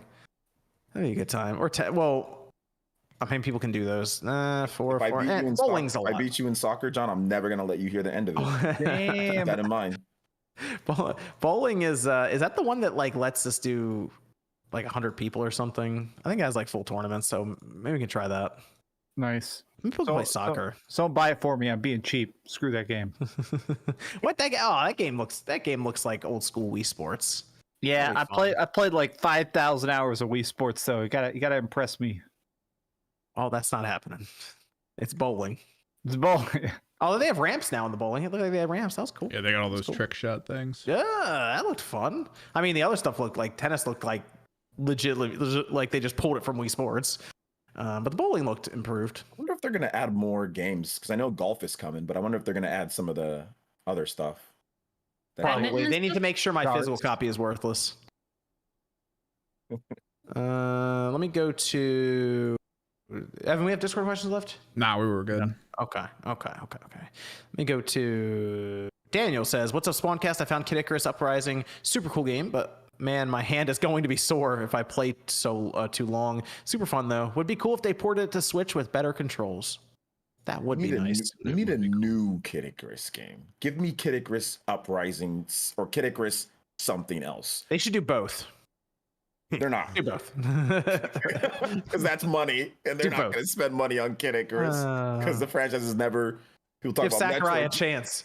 People talk about Metroid's never sold. Woo! Look at those Kid Icarus sales. They're Yeah. Well, hey, the Switch is the system to take a shot. To be with. fair, Kid Icarus, the NES game, wasn't a really good game. What? It's not a good game. I agree. at the Game Boy time, it was one a is- good. At the No. time, it was a very No. good game. Dog shit. No, It's stupid. It's crap on a stick. It's not That's a good ridiculous. game. Game Boy one, the Game Boy one is a much more fleshed out game. It actually feels like a game. Kid Icarus on the NES feels like a shitty arcade game. You're right about the game. The GB game is better, but it's not a terrible. Kid Icarus, the original, is not at the time that it came out. It was not a terrible game. It's diarrhea now. People didn't say, "Oh my gosh, this game is terrible." People were like, "Oh snap, this game is fun." I wanna play another one." That's because there wasn't a lot of choices at that time. You had one console really, and one company choice? making games for it. But what choices did you have? Atari. That was before. They were making new games. It's overhyped. Says Mario Golf 64 on the NSO is addicting. Why didn't Super Rush feel the same? That's a good question. Fuck you, Beasley. You have nostalgia. You have nostalgia. I don't tied know to because it Mario is Golf. more because Mario Golf on the 64 is more fun than Super Rush. I don't know why. No, it's definitely because of the mini golf. Significantly more fun. Oh, It's very weird. I was playing it with my girlfriend. She's never seen any golf video game, and we were playing Mario 64, and it was a blast. I think it might be because it's so simple. The fact that it's just Maybe like that's tap, what it is. I don't switch know. between club is one button of But long. it's definitely the mini golf is a big thing for like Super Rush should have had mini golf. That is Well, a and lot I feel of fun. like before they did all the courses, the DLC courses, the courses that you had were vanilla as fuck. Like yeah, they kind of were. it just felt like a golf game, except you had Mario characters and like little things in it. It's like you need to go over the top with this. So, be fun. And they did a good job. I mean, it cleaned up pretty well for NSO. Like, I'll give them that. It actually looks decent. So, good game though. Good game. People should try it. Christopher says, have any of you played Yu-Gi-Oh! Dungeon Dice Monsters on GBA? Would you rank it up there with the best strategy games? Up there No. with Fun of His Tactics for me. I have not played it. Not Dungeon Dice Monsters on GBA. I think I have it. but I don't think I've ever played it. Lemstar says, anyone pre-order Cowabunga Collector's Edition? Yes. Who got MVG's in on it? Switch, Really? baby. Yeah, man. There we go. Let's go. I'm gonna get the vanilla version. Ryu says at MVG says, imagine someone makes an app for Switch that emulates the OS front end of a Vita and also a Vita card adapter that fits in the Switch part slot. You rock. Yep. Be something. That would be something. Wow. That's seems like a lot there to do People that. just making shit up and being like, wow. Well, somebody made an entire like layer for Vita games on the Switch. So hey, maybe in several years we could get to that point where the Switch can just play all these Vita titles. That's had some enhancements as well. So really, it's been making some movement, huh? Maybe revisiting that soon. Okay. Oh, keep an eye out. Sylvester says he's going to buy an Evercade. I was just curious, is the handheld better or is the Evercade Versus better? I like the Versus better. There you have it. Because unless you play a lot of handheld, it's kind of clunky to hook up the Evercade handheld to the TV. And I don't know, if you're going to be playing it on your TV mostly, and that's the way you plan on doing it, get the Versus. The Versus, I love the Versus. I think it's fucking awesome. The Versus is the Amico that we will never get. Yes, the Versus is what the Amico should have been. Budget price, physical cartridges with multiple titles on them for $20 fucking. It's exactly what retro gamers wanted. No, I like the Amico more. Kevin says, what's your most wanted video game remake? For me, it's Final Fantasy VIII. I want to see the cutscenes remade in Unreal Engine 5, especially the iconic opening scene. Hit him with it, OJ. What's the default answer? I don't know, Trigger. Yeah, there you go. Height says, OJ, why do you believe in the myth that Microsoft can't buy a Japanese studio when Xbox era guys debunked it? Why do you believe in that myth? The myth? Is it a myth? You guys, can you define a myth for me? That guy actually said that in chat about 6 times and then super chatted it. And I just want to point it's not that it's a myth. It's that Japan has very strict laws that prohibit these type of things in Japan, to where an American company can just swoop in and buy a Japanese company. It doesn't happen very often because there's laws to prevent that. There's even laws for companies to become conglomerates in Japan when it comes to certain things. Like there's a lot of stuff that's just, that kind of, To be clear, it's not that you're saying they can't, it's that you're saying it's hyper difficult. Like so that's what this guy's been I don't know why they lock on to like, oh, he said it's difficult, therefore they can't. It's like there's a rumor that Xbox there's a rumor a long time ago that Xbox almost bought Capcom even, so I guess it's possible. I mean, it's possible. It's possible, but like, look, they're even having some trouble, right, with Activision. Are they like getting that? And America's much more lenient on the mergers and stuff like that. Japan, you see a lot of mergers in Japan, right? Like Koei Tecmo, Bandai Namco, all of those used to be separate and then they merged together, like Square Enix. You see that, but you don't see a ton of, oh, I'm this huge company, I'm just going to go in there and buy. I mean, has Tencent bought any Japanese? And that would be the company that'd be doing it, right? Well, them are Embracer. Yeah, they're the ones that would be buying up companies if they could, and they haven't been able to. So it's not something you can just walk in there and get it done. I feel like they're one of the reasons why it's so difficult. Probably, because Tencent would go in there and buy Square Enix. We all know they would. They would go buy Square Enix. They would go buy Capcom. They would front the money to buy those. And like the Japanese, government doesn't want that happening. They don't want that business being taken away and money being siphoned away. Japan is very, very different. It's not like here, so that America isn't the center of the universe, okay? So that's what I was trying to say. But I get it, like Xbox dudes, I get it. La schmaz, OJ. Make Microsoft Sega again. I don't know. Daniel says, hey, MVG, when's the Spawncast video game coming out? If Angry Video Game Nerd got a game, I think you guys have to get a video game too. I don't think there would be a rating that would be accurate. It would just be a GTA skin with hot coffee mod activated. Is there a rating for adults hitting children, aka Sean? I don't think that would be allowed. I don't Why? think that would get past. It's a part of life. It's gonna be like what's it? Normal Boots did the dating game. Let's do a Spawncast dating game. You can just all of us. You can date me. It's fine. No, Use my absolutely whole- not. I'm not feeding into that fantasy. Absolutely not. Parasocial relationships are too dangerous as they are. Like you'll just be the host. You'll be the introduction. Like, hi, welcome to the game, you fucking freak. All right, now here's your selection.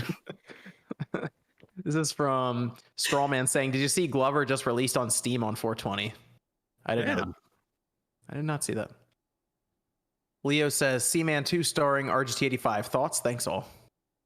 I would do it. That would actually be pretty funny to have like a fish that you like grow and take care of, and it's just Sean's face on it, like talking to you sarcastically all the time. Evan, Those Nate the Hate podcasts, start the whenever Photoshop. they would just Photoshop Sean's face on anything. Wait, Those like are a the For the days. Seaman fish. what would you call it? Like a Shamagotchi? Oh, so good. Trademark that. it'd be called Seaman 2, still shooting semen. It's called the Big Load. Shooting blanks. I knew the sexual joke was coming. He just had to think about it. No, it's shooting semen. That's He was his loaded name. up. He's like, wait a minute. Ah, I got it. At least mine was punny. Let's close out with the last topic here. Let's do with ads in video games, specifically with Microsoft and Sony. It was kind of funny because this was a story that came out with Microsoft at first, and people were like, I can't believe Microsoft's doing it. And then like a day later, Sony's came out, and everyone was like, oh wait, these are corporations. That's right. This isn't even new though. There's been games in the past that have done this. Well, the concept is supposed to be new, but the idea of product placement is not new. I don't understand. No, why no, that no, is I'm freaking out about this. like Quake Wars Enemy Territory actually had a system built in where most of the maps had big ads, like actual like parts of the map that looked like they were properly made for ads, and to pay for the servers, you could set it up so that companies could put ads on there. I think one of the Terminator movies was on there, the poster for it in those games. And I remember in Prototype 1, they had a ton of ads around, and I remember one changing to a GameStop ad at one point. This is so the idea here is that Sony and Microsoft are going to broker deals with advertisers almost as like a little third-party marketplace for free-to-play games is what they're saying now. But I mean, let's be real, it'll find its way into Is that where the anger is coming from? I watched Dreamcast guy's video on it, but is that where the anger coming from? Because people think it's a stepping stone to It's that, and it's games that currently do ads. Like if you play Blizzard stuff, the Blizzard launcher is the most intrusive, annoying thing that constantly, like you'll be trying to turn on Overwatch and it's constantly tell you, play the Overwatch 2 beta. Don't forget to pre-order the next Diablo. Here's an expansion for World of Warcraft. Like you have to close windows every time. And I think that's the thing is people are like, all right, if that's one studio advertising their own stuff, what happens when Sony starts advertising other stuff? They're going to shove it down your throat. It's all about implementation with this. How do you think free-to-play games make money? Through people buying things like cosmetics and battle passes and things like this. So if this allows free-to-play games to stay alive a little bit longer or potentially take more risks, then yeah, I don't have a problem with this. It's a free-to-fucking-play game, you entitled idiot. Like, Jesus Christ. Now, if we're talking about a $70 game, and once again, there's been advertisements in games forever. Wasn't it NBA 2K was one of the more recent ones? It was like during the load screen that would play an ad. Remember Madden? It used to, like, at the halftime, it would go Snickers. And it would actually change on a weekly basis in the NFL season in the 360 days. Well, I mean, with Splinter Cell Chaos Theory, I was going to say the same thing. You had Nokia phones, AMD Yep. processors, and Axe body spray, and people What about don't even remember that. Death Stranding, you literally had monster drinks. Yeah, Alan Wake was like, oh, Alan Wake, I need batteries to save my life. Thank God I have Energizer to save me in battle. Like it just depends on the implementation. Now, if it's something like you're playing a fucking video game and then like a 30-second commercial comes up on the screen, okay, then we can revisit this topic. But to act like this is some new thing that's gonna ruin gaming and something like that, it's just an overreaction to those. And you know, it's those fucking gaming channels and gaming Twitter people who are mad at everything. They're mad at literally everything. That's what they get their clicks on, is based on outrage clicks, making something out of what initially right now is nothing. Could it become something? Yes. And if we get to that point, we'll cross that bridge when we get to it. But I don't. It's just weird. Crossing that bridge now. This sucks. Well, let me devil's advocate. So I made a video about this, and part of my thing, Sean, and I want to talk to you, and it actually ties into Miss Click's point. Miss Click was talking about how games keep getting better. There's more great selection. I think this is meant to burn people out. I think it's made so that if you boot up Fortnite, it's just crammed full of ads. That way they get more money. Superheroes and shit. But I'm saying every single game is going to try and cram itself with ads and stuff, so that people, even if they're playing a short amount of time, they get extra money per player. Because they know we shift from game to game faster than we used to. Well, and that to me is annoying. Yeah, but I mean, even with Fortnite, right? Like the skins and stuff like that, that's all voluntary. Like it doesn't affect the gameplay. I think when it does start getting intrusive, it's like, think of a mobile game, right? If you're playing a free mobile game, you're playing one level and then you get like a minute and a half ad. Like the ad is literally longer than in between playthroughs.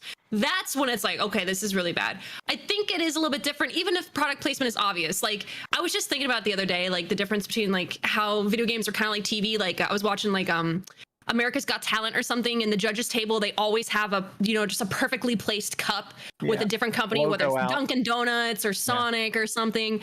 And I'm like, video games literally, they just do that. But I think it comes down to how it's done, whether it's blatantly obvious, if it disrupts the gameplay flow. You know, I think that's when it kind of comes more into, for me it's like, hey, secure the bag a little bit, like I get it, but as long as it's not impacting how like the experience is, you know, there's some give or take. And also, like Sean said, if it's a free to play game, how do you expect them, you know, to really kind of secure?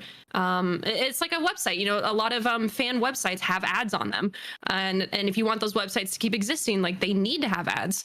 So, you know, it's not, some people can get upset, but in reality of things, it's like There's an old business slogan. They say, if you're not paying for the product, then you are the product. Exactly. And that's what you got to think, is that our eyeballs are looking at the ads. That's what's paying for it to exist.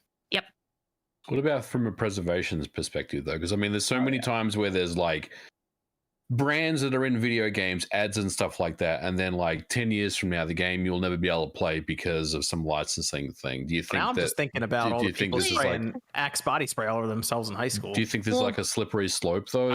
I still wear Axe. They've been doing that with music. There's a reason why certain games can't come back because of even the music that's within it, you know, or characters that existed.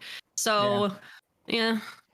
It is weird. And that is what kind of irks me as well. Well, like there used to be Coca-Cola machines in the original Shenmue, but only in the original version. So when they re-released it, Coca-Cola was like, well, we're not going to buy our spice skins. So they had to replace it. So there's Japanese vending machines in the games. Let me ask you this. If you're someone who's not like really plugged in with this stuff, like you're not necessarily online looking things up, you walk through the store, you see this, we'll just say Shenmue, Max, your example. You see Shenmue on the shelf, you buy it, you take it home, you pop it in, and you're walking around in the town and you see a Coca-Cola machine. Would you immediately think, oh, this is product placement, I can't believe they did this? Or, oh, that's really cool, they got like an actual like product that I know in real life into this game. It feels more authentic now. Well, and that's the difference between native advertising and when it's cringe. Did anybody play Tony Hawk's Pro Skater 5? No, very briefly. Not like that game. I beat it, and I wish I could erase it from my memory. But part of the thing was that there's a big timer at the top of the screen. You know, do everything you can in 2 minutes. You get a 2-minute try of all the levels. At the top, they put a huge watch brand name. The entire top of the screen was a watch brand name that never went away. It didn't fade. It was constantly there. And that game sucked in 80 different ways at every dick it could. But the problem was that as well was just the cherry on top. Yeah, something like that. Yeah, but I'm thinking of the people who are just like, who are obviously this is going to be more targeting tourists because they're targeting this in mass. They're looking for the numbers for putting the billboard in front of, and I don't know if they're even going to notice it like that. So in their in like publishers' mind, they're like, yeah, let's do this. Let's go. What about Turtles, the arcade game on the NES? Pizza Hut. Well, do we cry? Fucking Christ, there's Pizza Hut in my video game. They gave you pizza. Didn't they give you free pizza like when you rented? I remember getting free pizza. I think there was a card that came with the game. It gave us demo discs for the PS1. I got pizza and I got a game. This was the greatest night of my life.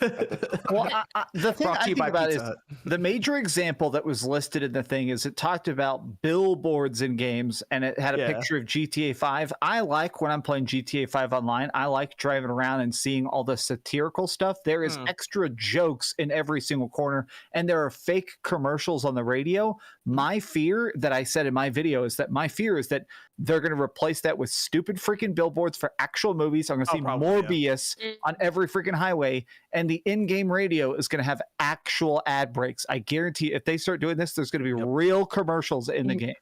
Yep. I would agree. I think that would replace those, yeah, because those are just placeholders as it is anyway to them. So they get some money from it. I mean, think about how many people sign in GTA Online. They get quite a bit of money from that. So, especially from that initial burst, because in the first month, millions of people will like sign into like Halo or whatever. They'll share the numbers. I mean, those could all be converted into just ad dollars that they get back. Yep. Look, what were you gonna say? All I was gonna say is like when I was in school for like marketing and stuff like that, one of the schools of thought that they really teach is that if you can sell more credibility, you often use things that are relevant to pop culture or things that are just well known and have been around for a while as a source of authority. So it's also one of the reasons why, and sometimes it's frustrating, especially us as streamers and content creators, when we're watching like award shows or E3 and there's a DMCA song in a trailer or in a montage, because they know the song, people recognize the song, even if it's not your favorite song, you still know it. And to some people, it's subconsciously a form of authority. It's a source of familiarity, and it kind of helps drive the hype. So like that's also one of the reasons why I think what's cool about something like The Legend of Zelda, when they do their trailers, Zelda music's so iconic and it kind of demands its own authority now that when you hear the theme song, whether it's a rendition or the original form, it drives hype all on its own because it's known for that now, versus when we have a montage or other trailers for video games. I think actually Zelda in 2017, I think the trailer literally launched before the Imagine Dragons song actually came out with was it Pain? They literally dropped the trailer, and that was like the first look at the song. I thought it was really interesting they did it over a Zelda song, but that's just another form of advertising and marketing that they do because they want the product to have credibility, but they're also trying to sell what is selling the credibility. Does that make sense? I don't know. It's the human mind. We're very simple creatures down to the context of it, but overall, it can be a bombardment of too many ads at the same time, and if it ruins the experience, no one's having fun. Yeah, Today's kids don't care. It comes down. I think it still comes down to implementation. If they're going to pull a 2K and make you watch a 30-second commercial before a game, that's a problem. Yeah. But if they put up a little banner that's like Sean's favorite, scent of X body spray when you're about to get into a game, but it doesn't take up any time, then Fortnite is all about ads, and people love that. Look, I think Naruto's coming a Fortnite. Short night. I'll tell you this. If all of a sudden load screens start magically coming back in play so that they can run some ads, that's a good idea. We'll know that's not a good idea. That's not a good idea. That's a horrible idea. It's just going to be placement. I think it's just going to be like, oh, here's MVG's new game. Here's, you know what I'm saying? Here's his company. It's just going to be like that. It ain't going to be anything that's like, yeah, stop the game, stop the press. Well, let me ask you this. What if at least I don't think so. I'm curious because I'm trying to think of how like the mainstream would view this stuff. What if there was a really cool skin that just gets dropped into Fortnite, as an example, for free? It doesn't necessarily have the product itself on the skin. It's just brought to you by Pizza Hut, and it's this really cool looking skin. They just give it to you. It's just free. Yeah, they kind of did that in Genshin. They kind of do that already. They also do like actual tournaments or championships, like the specific, like the Pepsi Cup or something like that. So, but to be honest, like I don't know why when a lot of people trash talk Fortnite, like I don't think people realize like Fortnite kind of adopted Smash Brothers like formula, which is who all can we include on this game? Like who can we create fun trailers for? Like who else do you want to see in this game? Smash, I think, is a perfect implementation of literally we're advertising this game or this series that you might not have ever heard of to be included into the game. And it's so seamlessly implemented to where you just don't really notice it. But there are games that literally have only really continue to exist until today because you were curious about them from playing them in Smash or always seeing them around. I can't tell you how many people literally said I was interested in F-Zero or Fire Emblem or Metroid. I literally thought the character's name was Metroid, but it was all because of Smash. So Fortnite's kind of adopted that formula with Smash a little bit. There's definitely more work that goes into the Smash characters versus just skins for Fortnite, but it's the same concept. Does that make sense? I heard that too. Terry Bogard from Smash Brothers, also in King of the Fighters. Yeah. So you're saying that they should have put Samus in Fortnite then? I think it would have been fantastic. I would have played Fortnite again. You would to have be been honest. in real trouble then, Sean. If Samus was in, I would have played it more often for sure. I don't think because they don't do nothing. It's just skins for the most part. Sean would have been in trouble. They do. Sometimes they give them cool specific. I think Iron Man. Stuff. I saw somebody. I remember I was playing. I think we were They playing give them that abilities. pentathlon. They have the abilities. Yeah, we were playing in that pentathlon or whatever a couple years Yeah. ago, quick, and it was such a diff. Like I saw somebody shooting beams with their hand. I'm like, what the hell is this? I was like, I'm never playing this again. Well, they teamed up with Disney, I think it was, and they had Yeah, the different Marvel. abilities. Like right now, they have Yeah. Spider-Man, so you can literally like swing throughout the map right now, and it's pretty cool. And then I mean, even now, you can all the skins that you've bought, you can even play it in the non-building mode. So Which if I you want love. more of just the classic battle royale tried that yet. experience minus the crazy cranking 90s.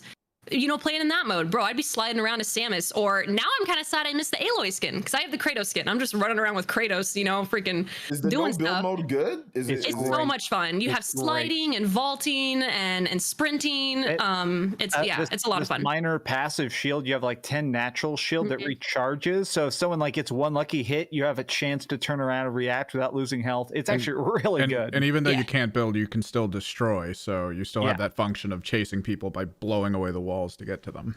And that's the main reason why I stopped playing was because it was like I'm about to shoot somebody, and then all of a sudden, a Yeah. mansion. No, Yeah, it's man. All, no, all of a none of sudden, that. a mansion just pops out of nowhere, and I'm like, None this of is that, stupid. OJ. It's all about having the high ground again, and it all comes down to like rotation and all that stuff. I think you'd like it. It's worth trying out, especially on stream. I think your chat would really like that. If you Yeah. want to play OJ, I think overall the ads come down to implementation. So Max, I think you're correct to be concerned about it because if there's one thing the companies prove is that they will go pretty far and then dial it back after that. So we'll see. We'll see what ends up happening with it. Y'all see what they can get away with. Oh yeah, they're definitely gonna test the waters. Oh yeah, they'll come with some creative. That'll be the most creative thing is how they get ads into the games, not the games themselves. Crypto.com ads everywhere. Oh, my God, you're People's right. NFTs. It's gonna be Matt, No ads are Matt coming. Damon. It's gonna be Matt Yeah. Damon on the commercial, being like, "Some people want to be brave. Go to crypto.com so you can be gosh. scammed Start today." seeing bored apes everywhere on billboards. oh my God. God. Then when you click on them, your entire wallet gets drained. Or is he coming? He's all about the crypto, man. They're all about the crypto now. So Oh god. Leo says, so when does Sony announce FromSoft acquisition? LOL. hey, tomorrow, Never. Razor, Monday or Tuesday. Razor says, thoughts on Sony forcing ALLM on the PS5, which forces TVs into game mode, and do you think they are taking too long to fix it after a month? I noticed that actually with my PS5. I've been turning it on in the living room, and I'm noticing that just kicks my TV into game mode immediately. Hey, I like that that. is weird. I think that's cool. I mean, it messes with your TV settings. yeah, I'll put it in game mode myself. yeah, the settings like it messes with you. Like if you have that messes it up. Yeah, it kind of does. But apparently it's something people want fixed, so I assume they're gonna push some kind of patch for it. D Jones says, "Do you think Microsoft is looking at what's happening to Netflix and will try to avoid that outcome?" Ooh. Yeah, I assume they are aware of what's happening because Netflix is getting crushed right now. Body. It is ugly. Yeah, I don't know what's worse. Now's a good time Cleaner. not to be compared to Netflix, actually. So, Adrian says, "Yo, MVG, do you really believe those NSO GBA leaks?"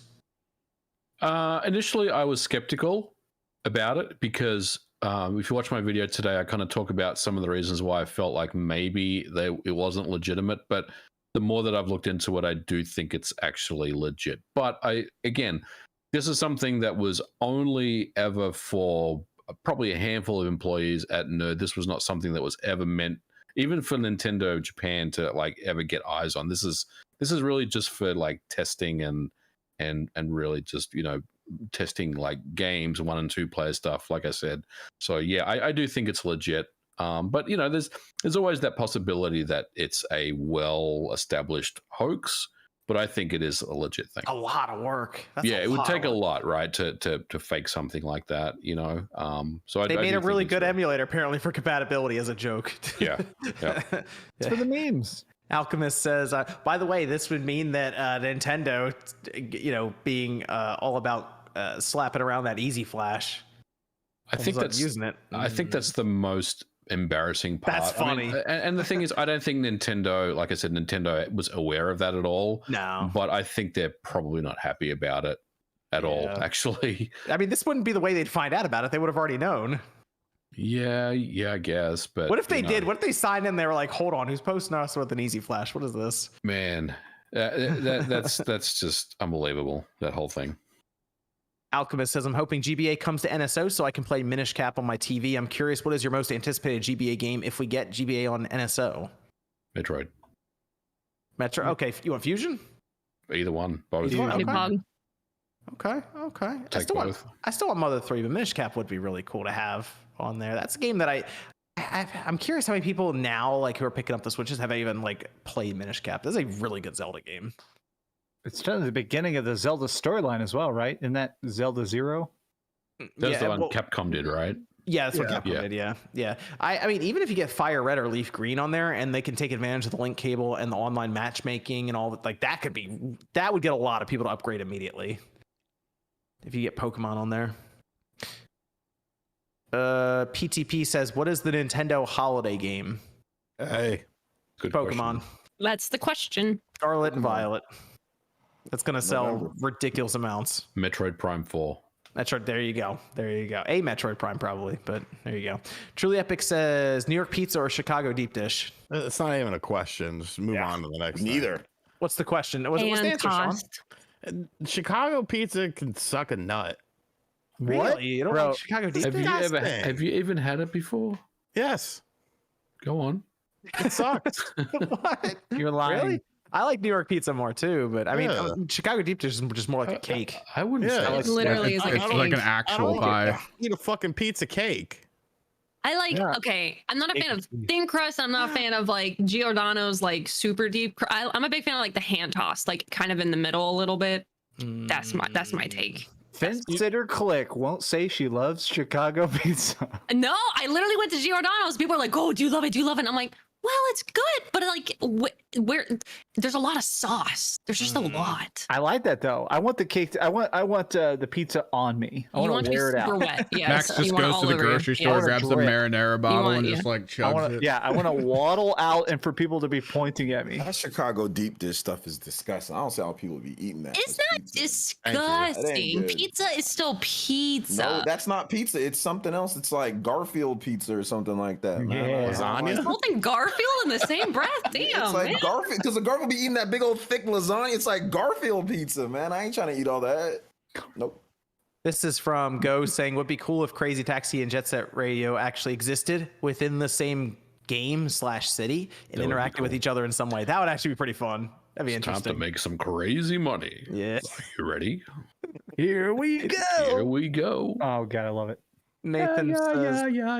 "Yeah, right. That song's not coming back. That's gonna be just some like generic music immediately kicks in." 1999, yes, 2000 yes. just flashed before my Dude, eyes. I right play now. that game all the time. Yeah. Pick a driver I and used to start play driving. I used to play that. When you so choose BD hard. Joe, he goes, "All right, let's make some crazy. Here we go." Oh my god, I want. Nathan says, "I don't care how old Atreus is in Ragnarok. He'll always be boy to me." Also, have y'all discussed Virtual Click? What? He will always be boy. Oh yeah, no, I She have has like a a little VTuber. VTuber model for my no pants stream days. I saw Yeah. that. Everybody said not to voted for it not to come back. Yeah, VTuber. because they want me to freaking finish Kirby and I just refuse to. Yeah, I'm a freaking cat. A cat. Interesting. I can't with the VTuber shit, man. Man, shut up, Sean. You beat up kids. Your opinion means nothing to me. I Why? can't. What Kid made you beater. be a cat for a VTuber? Okay, so like you know what my vendetta against men streamers that can just roll right out of bed, literally looking like they've been asleep for literally years, hair just matted, beard all nasty, crust still in their eyes. They can stream and no one bats an eye. Man, if I want to stream as soon as I roll out of bed, people can be like, oh, what happened? You don't look the same. You look sick. Wow, no one would date you. You're ineffable. All this stuff. I'm like, you know what? I'm just going to become a freaking virtual cat lady and I'm going to stream without pants, without a bra, and you ain't going to see none of it. And I'm going to enjoy myself and it's going to be great. So that's why I'm a virtual cat. Meow, meow, bitches. But why not just not have a camera on and stream? Because people like people respond better to something that for some reason seems to interact as you talk, even to the point where there are animation programs where it's just a picture that then changes to a picture with its mouth open when you talk. Like that. I'm curious, cool does it like do you control it with your keyboard, like when, or does it automatically talk? No, it's a whole mocap system that you hook up and that you use like your IP address to the app. Is yours the general one from the camera, or do you actually have one of the head pieces? iPhone. Yeah. No, I have the iPhone and I just connect it through there, and I'll show you a clip. It's actually really cool. But I've been wanting to get into VTubing for like a couple years now, even before the pandemic, and then when it blew up after the pandemic, I was just like, it's a really cool idea. Plus people can kind of be like super flexible, you know, in their having to like console fanboys being supportive. They say they'd watch you without makeup, Miss Click Heart. I appreciate it, but you know what? Most people are really really mean online, and I just don't care to deal with it anymore. So if I want to be a cat lady, let me be a freaking cat lady. Those people aren't in your community though. The people that sit there and say stuff like, "Oh, she's blah blah blah, ineffable," without those people aren't in your community. Listen, those are just outside people that come there that gotta have. I am well aware, you know, but I just rather not add fuel to the fire. So you know, I'd rather just weird them out and make them not even want to show up. I was watching a VTuber. It was like a lady sitting at a desk and she has a cat balanced on her head, and the person who was playing it there, they synced it up so their mouth was the cat's mouth. So the person is sitting there, but whenever they talk or read donations, the kitty cat like, thank you for the donation. Like, that is really cool. Yeah, pretty creative. It's just weird. I can't do it. Sean, you say weird things every week and I say nothing. Literally, if I were to call out everything that I say weird with y'all, I think that y'all do that weird. I would say it every week, but I don't. I keep my mouth shut because it ain't worth the battle. So I'm not talking about you. I'm talking about in general. Yes, exactly. In general, I think that the VTube thing is weird. That's it. And in general, I think strippers and hookers are weird, but you don't hear me complaining about it. That's I'll drop it because I was gonna say something. So I was like, wait a minute, that ain't weird. He's like, I'm supporting the economy. Tax write-off. That ain't weird at all. Okay, I'm talking about in the context of literally bringing it up every week. It's freaking weird. We don't gotta talk about it every week. There's a lot of hookers. I'm not one to shame a sex worker. That ain't shaming sex workers. This one's from Ben saying, if PlayStation had to put either the 2 Spider-Man games or both the Last of Us games on PC, which franchise do you think they would choose? Spider-Man or Last of Us? Which one would go to PC? I think Spider-Man makes so much money. Isn't it like 25 million sold or something now? Or it's a lot. Like 40 million. Like at this point, I think you got to go to a new platform to find a new audience. This is from... I think that might be better. Last of Us? Why? Because it's not doing as well. Well, I think Last of Us would make sense because they might also do factions, and I could see that actually on PC. Like day one. That factions leak? Imagine mods. I mean, mods for Spider-Man, I guess, would be cool. But I guess mods, what people could do with The Last of Us Part 2 and like the modding community, I think that'd be kind of interesting. Especially once you get like to the Seattle area or whatever, like the big like open-ended areas. Yeah, it would be cool. Yeah. This is from Boot saying, I have 1900 hours in Splatoon. The matches get set up fast and it's fairly well balanced game, even for short range weapon sets I love. But now I'm addicted to Halo Infinite Ranked. Awesome. You'll get Onyx and you'll fall out of it. Yeah.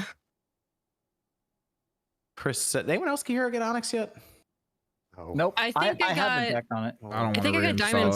That's a sore spot. My bad. Diamond 5 or Diamond 6. I think I got Diamond 5 or Diamond 6 on PC, but then it was like 10 minutes in between PC only matches. So I just kind of got bored.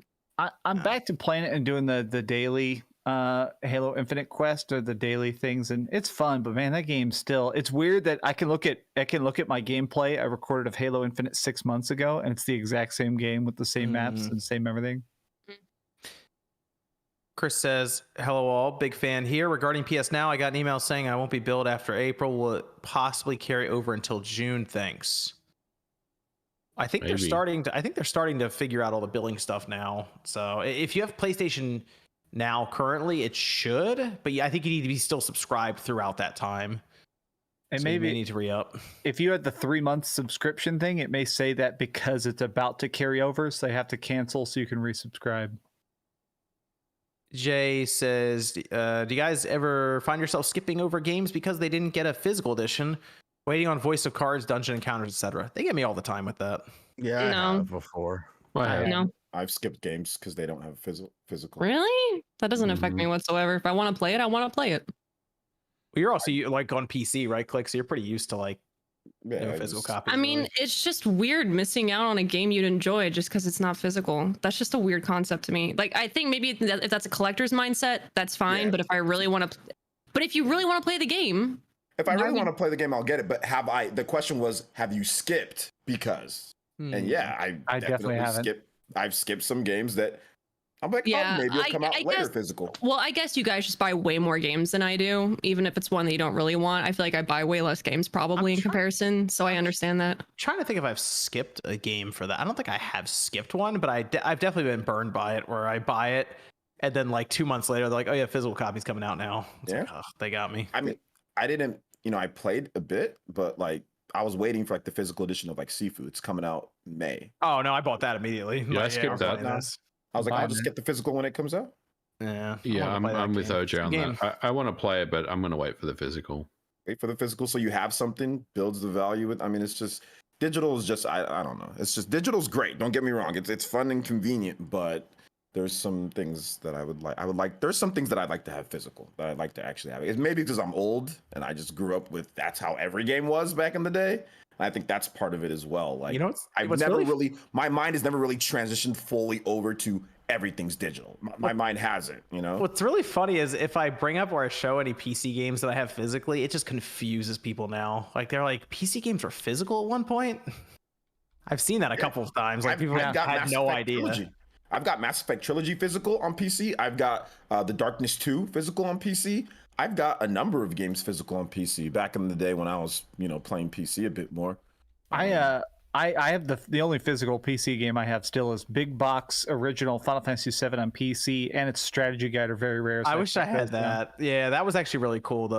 I remember I almost had Tony Hawk Pro Skater 2 at one point on PC. But I have like Jedi Outcast, I have Dark Forces, I like Nice Old Republic. I have all those games physically, box and everything on PC. I think that's why I kind of fell out of PC gaming too, because everything went all digital. I think that's the reason why I kind of stopped. There was more reasons, but I don't know. Like I said, I'm just old and I just like having physical copies, This is from Richard. It's a little animation here. I don't know, some kind of cloud thing. Interesting. Duan says, hey guy, how you doing? What's up, OJ? What's up, Miss Click? I got a question. What's going on with the game called Fifth with that game coming out? Fix. Mr. Davis? Yes, says Mr. Davis. Game called Fifth. It's a classic. The game coming out Fix. I know. Yeah, I don't know. Yeah. Yeah. Because he didn't say Miss Click either. He said Miss Clay. I don't know. Maybe there are a couple typos in there. Yeah, that's what I'm thinking. I dropped it in there. We can take a look at that. Maybe he's drinking a fifth. That's a solid pick. Just got a Japanese Sega Saturn plus Retro 5X. Now my wallet is hurt once it recovers. What are some hidden gems you'd recommend for the Saturn? House of the Dead. Mr. Bones.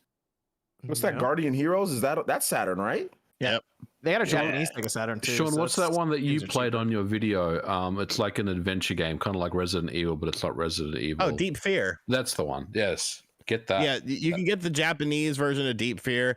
Most of the text, actually like all of the text is in English, but there's some like documents that you pick up that are in Japanese that you have to use in order to like solve a puzzle, but there's like FAQs on like game facts and stuff.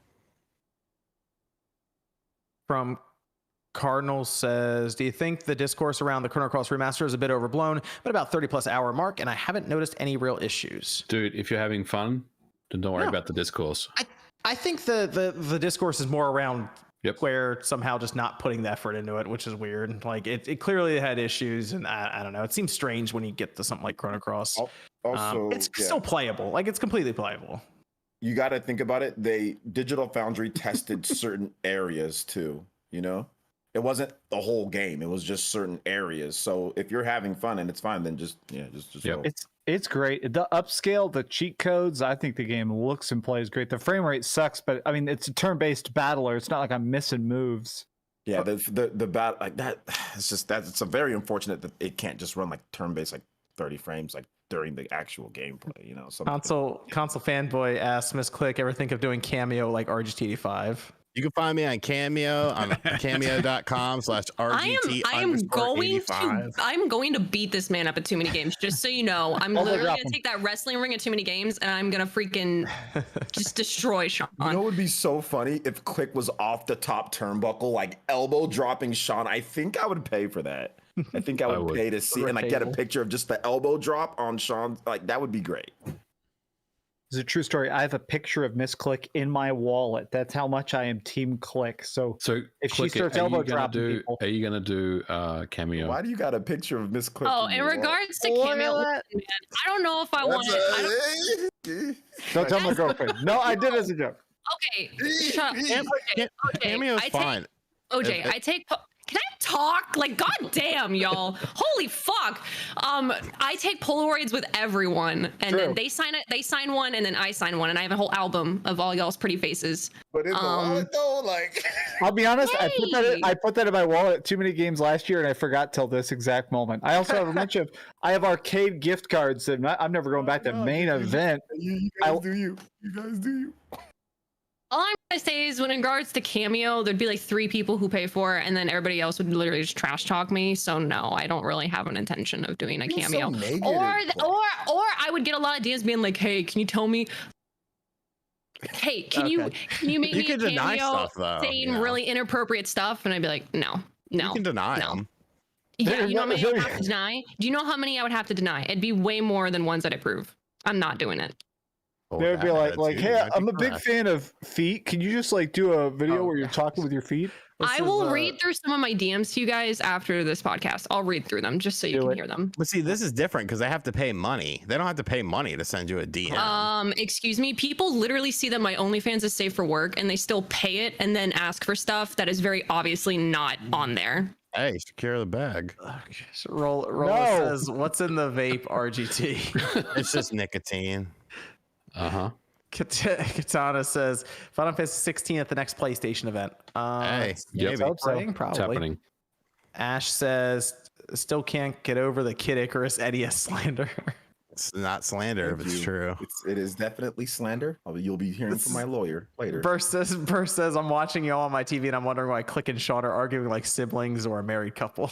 When are we not arguing? To be honest, bro. He throws me under the bus. I'm going to start throwing him under the bus. It's going to be great. We beefing all the time, 24/7, 365. Content. For eternity, forever.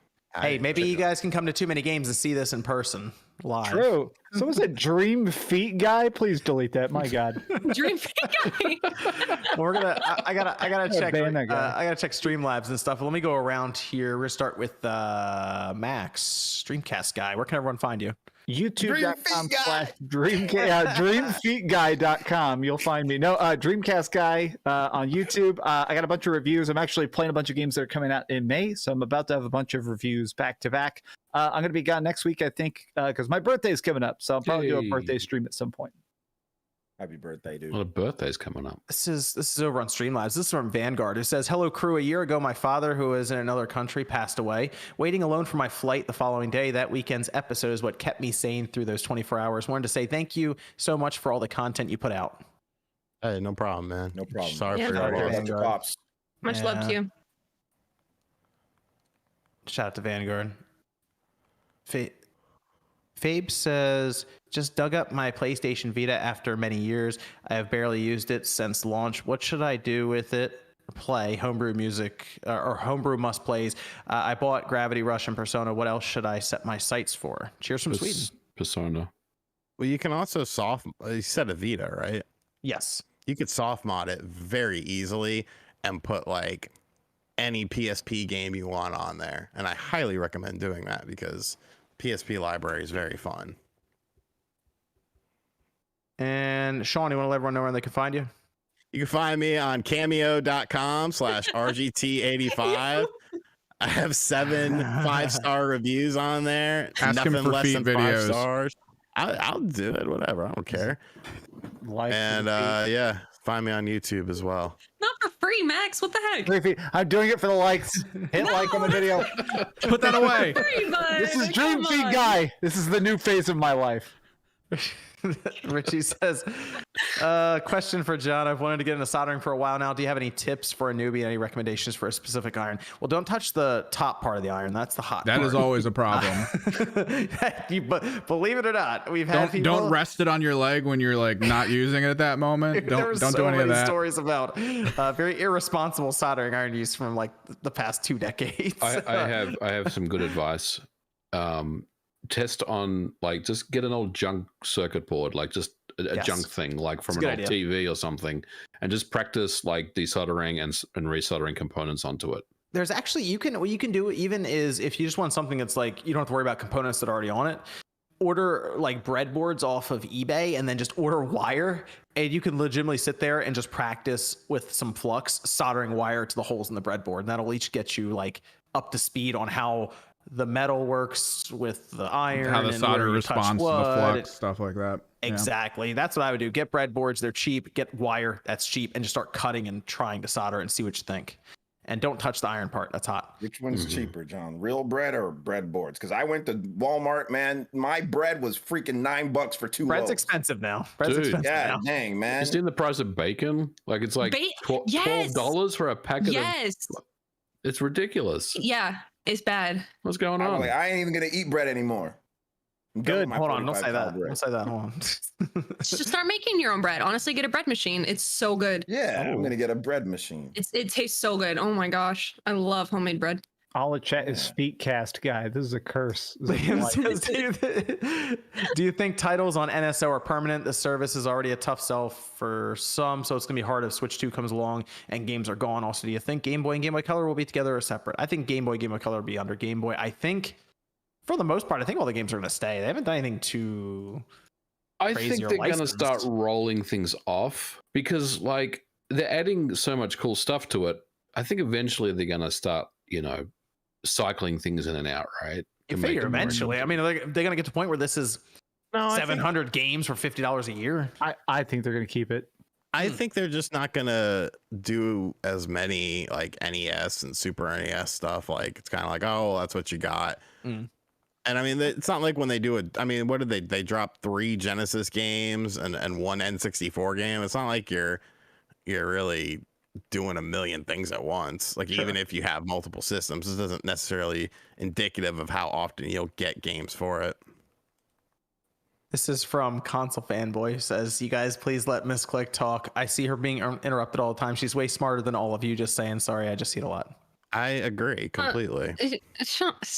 I appreciate the sentiment, but Mr. Zohar, I think you need to think with this head, not the other one. Ooh. That's That's calling you out for simping right there. Damn. Damn, even with the Zohar. I am just as much What was his dumb as name? the rest of them. We're all dumb. Mr. Zohar. Dylan Mr. says, Simpart? you remember Grounded on Xbox. I think it was silently canceled, but they feel too embarrassed to say they canceled a preliminary I version can't of the believe game. people liked that game. It was kind of, I tried it and I was like, I don't get it. I honestly am drawing blanks. What was that game again? It was one where Honey, they- I Honey, Shrunk I the Shrunk the- Kids. Yeah, in the backyard. I've actually And they heard, fucked it up Oh, like yeah, severely. Yeah. did they? It- I've heard the people who play it are loving it still, and I think they did a couple updates. But I don't know if it's ever coming out or finishing. I mean, the It's kind of just- approach to it was supposed to be similar to Sea of Thieves, where it was just like, here's the initial, but now we're going to release more shit over time. But I Was haven't that heard Obsidian? much. Who was doing it? Yeah. Yeah, It was Obsidian, right? Yeah. There's a sign I think that they bought near PAX that somebody was tweeting pictures of where it said thank you for 10 million players or on Grounded or something. I hate that statistic so much. I know, right? This People is from logged in. Mr. Davis says, talk about this call is a bunny game OJ made available on it. Or I talked about places like Metro. That fifth is hitting you, buddy. What? Stop. My brain hurts. Hey, look, real quick. Yo, shout outs to Mr. Davis, man. I appreciate I'll answer your questions at my stream. The bunny game, Fist. Fist. Oh, Okay. Fist. Yeah. There we go. Good game. Good game. That's fun. Metroidvania style. The combo system is very rewarding. Satisfying. It was coming to Switch, right? I guess that may be what he's asking right? for. Yeah, wasn't there like a rating or something like that? I remember talking about it a bit ago. Koreans rating board. Yeah, so whenever it comes out, we'll talk about it more. Okay, let me go to Click. Where can everyone find you? Yeah, thanks for finding me. What the heck? You didn't find me. I freaking what? This episode's been something else. You can find me here on YouTube as Misclick Gaming, or you can find me. I stream on Twitch almost every day. As myself or as a cat now on twitch.tv/misclick_live. Other than that, you can catch all my other social media on Twitter, Instagram, TikTok. All the other stuff is just Misclick. Yeah. This is from Mr. Kane, who says, I'm going to my first gaming convention next week. MGC, hoping to snag some GameCube games I need. Any advice? Make some rounds around the marketplace before you buy anything, because you might see the same GameCube game cheaper somewhere else or in better condition. Bring some axe with you. They will usually body spray, not an actual axe. Yes, they'll cut prices usually on Sunday. So if there's something that's super pricey or something mid-range that you think looks cool, like sometimes if you wait till Sunday, they don't want to drive it back. So you can usually cut deals. Yeah. Also, it's okay to negotiate as well. They want to. But I mean, don't try to lowball because they're going to laugh at you and they're just not going to want to deal with you. But you can, if you want like $5 or $10 off, they may work with you on that. And especially if you do bundles, you can get shit for cheaper. And as always with disc-based content, if you can look at the disc, hold it up, and see if there's any like pinhole lights coming through it, might be issues. Probably avoid. It's from Crusher. It says, I'm sure Nintendo tracks what games and what NSO apps are being used on the service to know what's more popular. Maybe we will get Amico games on the NSO. Hey, here's hoping. You can always have. Then Anthony says, anyone looking forward to Wolfenstein 3? What's going on with that game, by the way? I'm getting worried. Hey, it's something. Wolfenstein 3. It's got to be better than that new one. I forgot about that. I don't know. That's we'll see. Well, we'll see. Xbox at E3, right? There you go. Let's see. OJ, where can everyone find you? You can find me right here on YouTube. John, I got to tell you, I got a picture of you in my wallet when we took that. No, I'm joking. That's a totally normal thing to do. I'm joking. Yeah, you can find me right here on YouTube. Player Essence. Got some cool RPG stuff that I've been doing. Shout out to all the people coming through. Appreciate that. Got the Spawncast pre-show that goes down about 2 hours before this show starts. So around like, what is that, 7 Eastern time. So yeah, you guys can head out for that every single Saturday. And like I said, yeah, cool RPG stuff. If you're into Xenoblade and if you're into RPGs, Final Fantasy and all that, I cover all that stuff on the channel every single day. So yeah, thanks for having me on once again. Appreciate you guys. Let me go to MVG. Thanks for having me on. You can find me on Twitter at Modern Vintage G and YouTube Modern Vintage Gamer. Monday video as normal. I'm sure there's a Nate the Hate coming next week as well. Ooh, okay. And yeah. Thanks for having me. Evan? You can find me on Twitter, Kimrex Project. If I'm going to go live to stream, I'll usually post there. We're still working on the jerseys this coming week. Hopefully I can stick to my schedule for Monday, Wednesday, Friday, working on that, and then game stream usually Friday night. That's so exciting. I can't wait to see them. Yeah, those jerseys gonna be really cool. I'm aware of constantly. Lit. They look, you got to get with it. Everyone's going to be able to buy it, right? Yeah. And I'm just going to leave them up. It's not going to be like the colored Spawncast thing. They're just going to stay up. You got to get one of those. Go to Evan's Twitter if y'all haven't. He's been tweeting like his work in progress stuff, new merch coming soon, and it looks great. Even the work in progress stuff looks great. Evan's the GOAT. Art GOAT, man. I'm telling you. He's the GOAT. All right, I think that's going to do it here for Spawncast. Thanks everyone for tuning in. We'll see you guys next Saturday night, 9 p.m. Eastern time. I'm going to destroy Sean. Like the video.